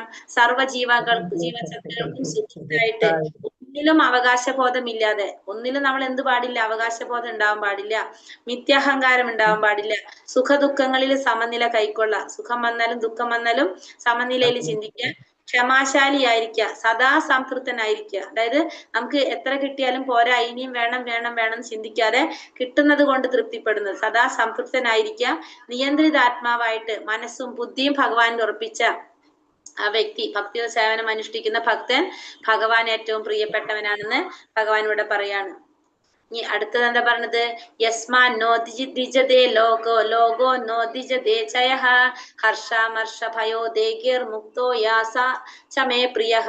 ആരാലാണോ ആർക്കും ബുദ്ധിമുട്ടുകളൊന്നും ഇല്ലാത്തത്, ആരാണോ ഏതൊരുവനാലും അസ്വസ്ഥനായി തീരാത്തത്, സുഖദുഃഖങ്ങളിലും ഭയോത്കണ്ഠകളിലും സമചിത്തനായിരിക്കുന്നവരാരാണോ അങ്ങനെയുള്ള എന്റെ ഭക്തൻ എനിക്ക് വളരെ പ്രിയപ്പെട്ടവനാണ്. അപ്പൊ ആരാലാണോ ആർക്കും ബുദ്ധിമുട്ടുകളൊന്നും ഇല്ലാത്തത്, ആരാണ് ഏതൊരുവനാലും അസ്വസ്ഥനായി തീരാത്തത്, സുഖദുഃഖങ്ങളിലും ഭയോത്കണ്ഠകളിലും സമചിത്തനായിരിക്കുന്നത് ആരാണോ അങ്ങനെയുള്ള ഭക്തൻ എന്താണ്? എനിക്ക് ഏറ്റവും പ്രിയപ്പെട്ടത്. മറ്റുള്ളവർക്ക് നമ്മളെ കൊണ്ടൊരു ബുദ്ധിമുട്ടുണ്ടാകുന്നില്ല, മറ്റുള്ളവരെ കൊണ്ട് നമുക്കൊരു അസ്വസ്ഥത ഉണ്ടാകുന്നില്ല, സുഖദുഃഖങ്ങളിലും ഭയോത്കണ്ഠകളിലും നമ്മൾ സമചിത്തനായിരിക്കുക, നമുക്ക് എല്ലാം ഒരുപോലെ തോന്നാം. അങ്ങനെയുള്ള ഭക്തനും എന്താണ്? എനിക്ക് ഏറ്റവും പ്രിയപ്പെട്ടവനാണ്. അനപേക്ഷ ശുചിർദക്ഷ ഉദാസീനോ ഗതാവ്യതഃ സർവാരംഭ പരിത്യാഗി യോ മദ്ഭക്ത സമേ പ്രിയഃ. സാധാരണ കർമ്മക്രമങ്ങൾ ഒന്നിനെയും ആശ്രയിക്കാത്തവനും വിശുദ്ധനും നിപുണനും ഉത്കണ്ഠ വ്യഥ എന്നിവയില്ലാത്തവനും ഫലമുദ്ദേശിച്ച് പ്രവർത്തിക്കാത്തവനുമായ എന്റെ ഭക്തൻ എനിക്ക് ഏറ്റവും പ്രിയപ്പെട്ടവനാണ്. അപ്പൊ സാധാരണ കർമ്മക്രമങ്ങൾ ഒന്നിനെയും ആശ്രയിക്കാത്തവൻ, പിന്നെന്താണ് സാധാരണ കർമ്മക്രമങ്ങൾ ഒന്നും അതിനൊന്നിനെയും ആശ്രയിക്കുന്നില്ല കർമ്മത്തിൻ്റെതൊന്നും. വിശുദ്ധനും നിപുണനും ഉത്കണ്ഠ വ്യഥ എന്നിവയില്ലാത്തവൻ ഫലം ഉദ്ദേശിച്ച് പ്രവർത്തിക്കാത്തവനുമായ ഭക്തൻ എനിക്ക് ഏറ്റവും പ്രിയപ്പെട്ടവനാണ്. അപ്പൊ സാധാരണ കർമ്മക്രമങ്ങൾ വെച്ചതാണ് കർമ്മം പല രീതിയിൽ ചെയ്യാം അല്ലെ. നമുക്ക് നിഷ്കാമ കർമ്മം ചെയ്യാം, പിന്നെന്താണ് പറഞ്ഞ വേറെന്ത് കർമ്മ നമ്മൾ പറഞ്ഞ അതായത് കർമ്മം വേറെ നിപുണനും ഉത്കണ്ഠയില്ല. അതെ, കർമ്മങ്ങൾ എങ്ങനെയൊക്കെ നമുക്ക് ചെയ്യാൻ സാധിക്കും, എന്തൊക്കെ കർമ്മം ചെയ്യാം? ഒന്ന് ഫലം ആഗ്രഹിച്ചുകൊണ്ട് ചെയ്യാം, ഫലം ആഗ്രഹിക്കാതെ ചെയ്യാം കർമ്മം അല്ലെ. പിന്നെ അങ്ങനെ പല കർമ്മങ്ങൾ നമ്മൾ ചെയ്യാം. ആ കർമ്മത്തിന്റെ ക്രമങ്ങൾ അതൊന്നും നമ്മൾ ആശ്രയിക്കുന്നില്ല. കർമ്മക്രമങ്ങൾ ഒന്നിനെയും ആശ്രയിക്കാതെ വിശുദ്ധനായിട്ടും നിപുണനായിട്ടും ഉത്കണ്ഠയില്ല വ്യഥയില്ല ഫലം ഉദ്ദേശിച്ച് പ്രവർത്തിക്കാത്തവനുമായിട്ടുള്ള ഭക്തൻ എനിക്ക് ഏറ്റവും പ്രിയപ്പെട്ടവനാണ്. ഇനി എന്താ പറഞ്ഞത്?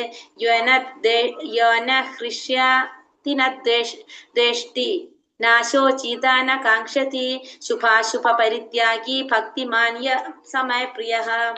സന്തോഷിക്കുകയോ ദ്വേഷിക്കുകയോ ദുഃഖിക്കുകയോ ആഗ്രഹിക്കുകയോ ചെയ്യാത്തവനും ശുഭങ്ങളെയും അശുഭങ്ങളെയും ത്യജിച്ചവനുമായ ഭക്തൻ എനിക്ക് അത്യധികം പ്രിയങ്കരനാണ്.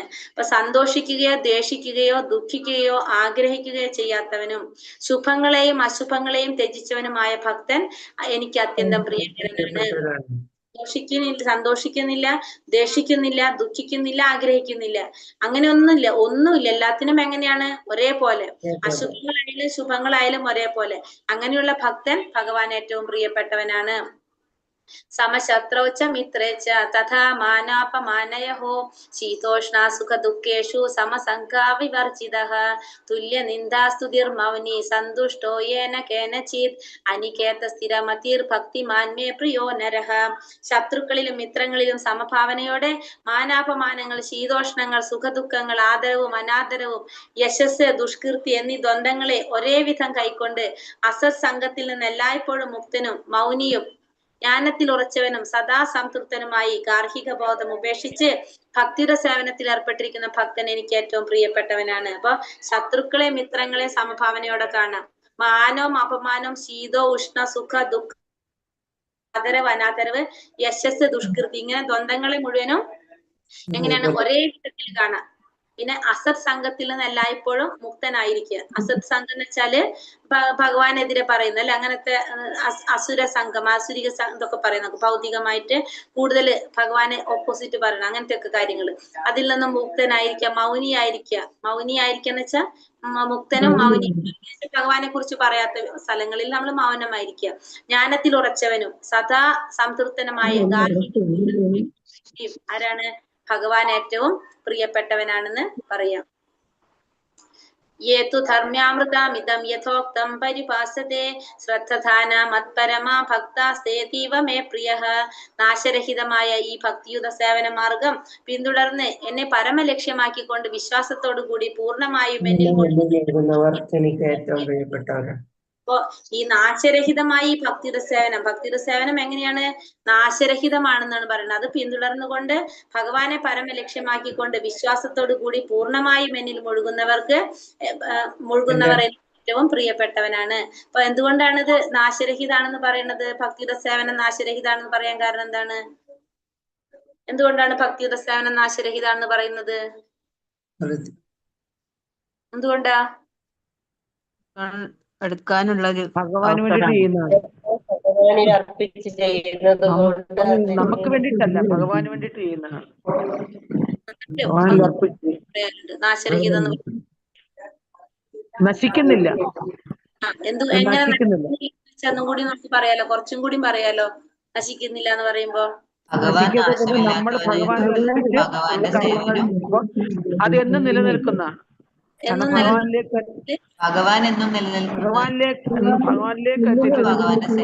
അതൊന്നും വെറുതെ ആയിട്ട് പോകുന്നില്ല.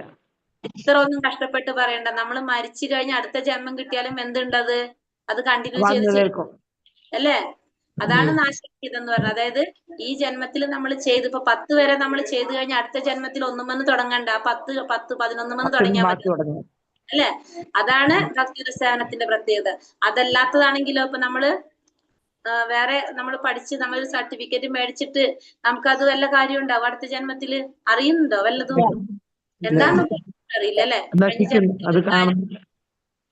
കഴിഞ്ഞ ജന്മത്തിൽ ഒരു കാര്യം നമുക്ക് അറിയാനും പറ്റില്ല, ഓർമ്മയുണ്ടല്ലോ. ഓർമ്മ ഉണ്ടായാലുള്ള അവസ്ഥ ആലോചിക്കും നമ്മളൊക്കെ. കഴിഞ്ഞ ജന്മത്തിൽ ചിലപ്പോ വല്ല പൂച്ചയോ വല്ല പക്ഷിയോ പട്ടിയോ ഒക്കെ ആയിരുന്നിരിക്കും നമ്മള്. അതൊക്കെ നമുക്ക് ഓർമ്മ വരുന്നെങ്കിലോ ഈ ജന്മത്തില്?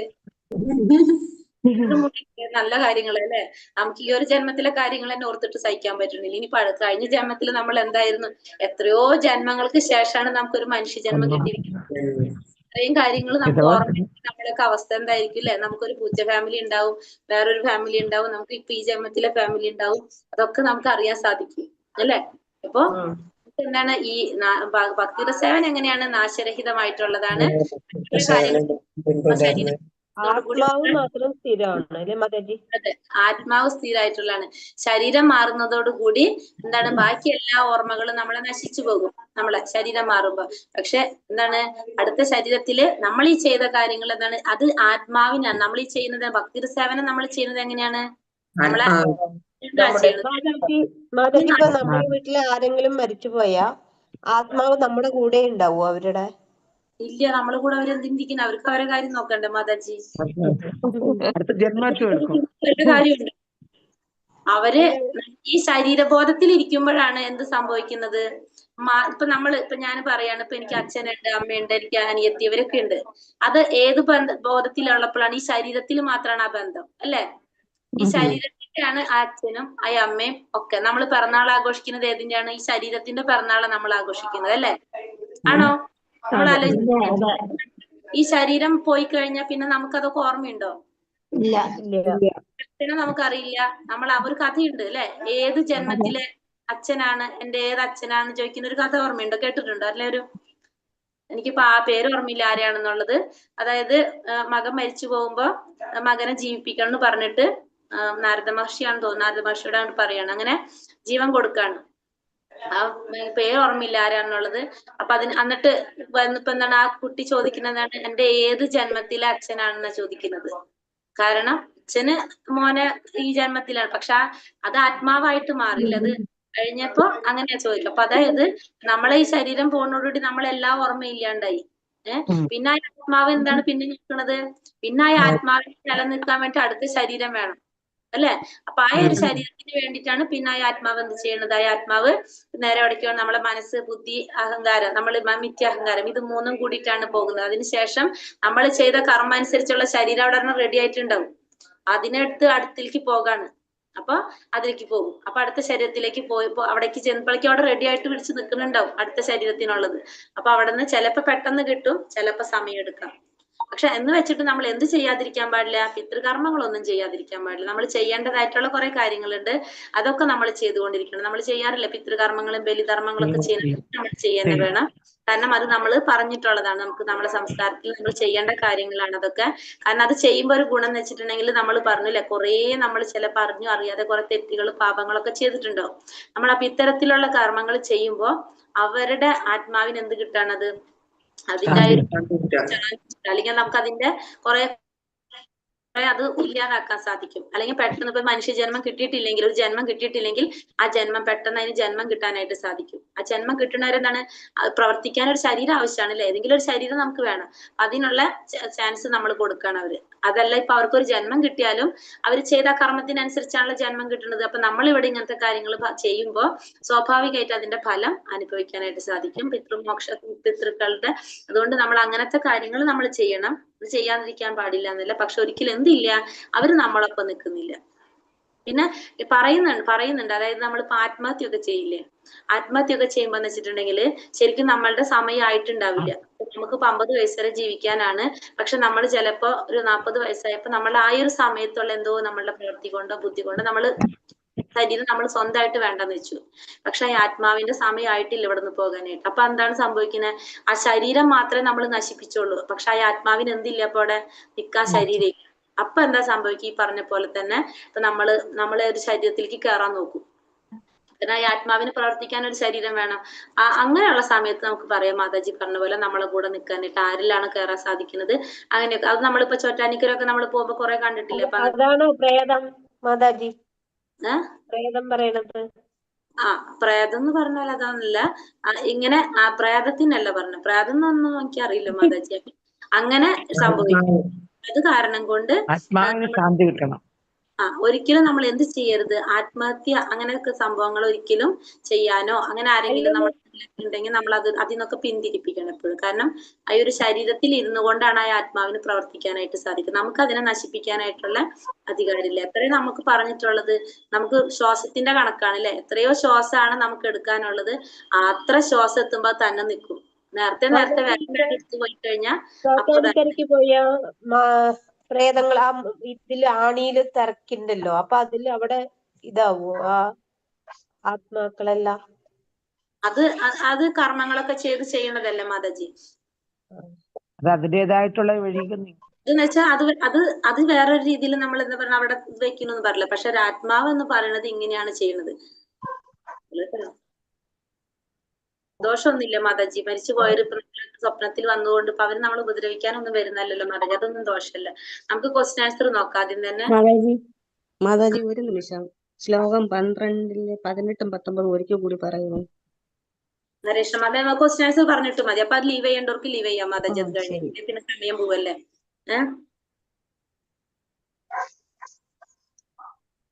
ഭഗവാന്റെ അഭിപ്രായത്തിൽ കൂടുതൽ പരിപൂർണതയുള്ളവരാരാണ്? ഭഗവാനെ വ്യക്തിരൂപത്തിൽ തന്നെ മനസ്സരമിച്ച് എങ്ങനെയുള്ളവർക്കാണ് പുരോഗമനത്തിൽ പ്രയാസമാകുന്നത്? എങ്ങനെയുള്ളവർക്കാണ്? പരമപുരുഷന്റെ അവ്യക്തവും വ്യക്തിശൂന്യവുമായ ഭാവത്തിൽ ആസക്ത ചിത്തരായവർക്ക് അവർക്ക് ബുദ്ധിമുട്ടായിരിക്കും അല്ലെ? അർച്ചാവിഗ്രഹത്തെ പറ്റി ശ്രീല പ്രഭുപാദർ പറഞ്ഞിരിക്കുന്നത് എന്താണ്? അംഗീകൃതമായ പ്രാതിനിധ്യമുള്ള ഒരു വിഗ്രഹ രൂപം ഈശ്വരനുണ്ട്. അതിനെ അർച്ചാവിഗ്രഹം എന്ന് പറയുന്നു. അതായത് നമ്മൾക്ക് പറയാം അവതാരമാണ്, പരമപുരുഷന്റെ ഒരു അവതാരമാണ് അർച്ചാവിഗ്രഹം. ഭഗവാന്റെ അവതാരമാണ് അർച്ചാവിഗ്രഹം. അത് നമുക്ക് കാണാനായിട്ട് സാധിച്ചിട്ടുള്ള ഭഗവാന്റെ അവതാരമാണ് അർച്ചാവിഗ്രഹങ്ങള്. 8 മുതൽ 12 വരെയുള്ള ശ്ലോകത്തിൽ ഭഗവാൻ എന്താ പറഞ്ഞത്? നാമജപത്തിലൂടെയും ഭഗവാൻ സേവയിലൂടെയും നമുക്ക് ഗുരുവിന്റെ കീഴിൽ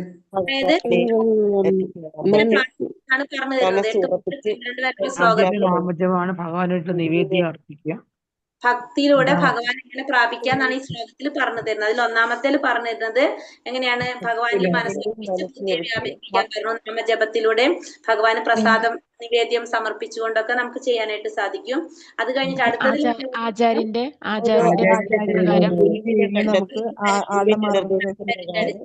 നിന്നുകൊണ്ട് നമുക്ക് ചെയ്യാം. അത് കഴിഞ്ഞിട്ട് പറഞ്ഞു ഭഗവാന് വേണ്ടി പ്രവർത്തിച്ചുകൊണ്ട് അമ്പലം പണിയാനോ കർമ്മഫലങ്ങളെ ത്യജിച്ചിട്ട് പിന്നെ ജ്ഞാനം നേടാൻ ശ്രമിക്കുക.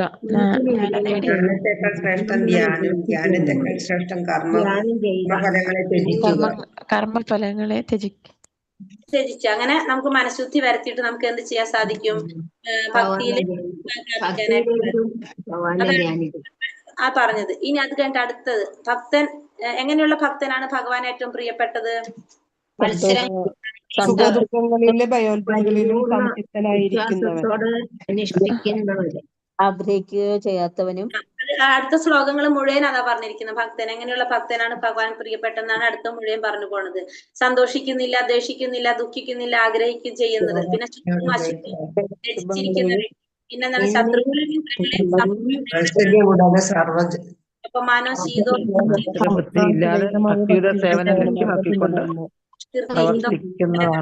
ഭഗവാനെ ലക്ഷ്യമാക്കി വിശ്വസ്തോടി പൂർണ്ണമായും ഭഗവാൻ ഏറ്റവും പ്രിയപ്പെട്ടെന്ന്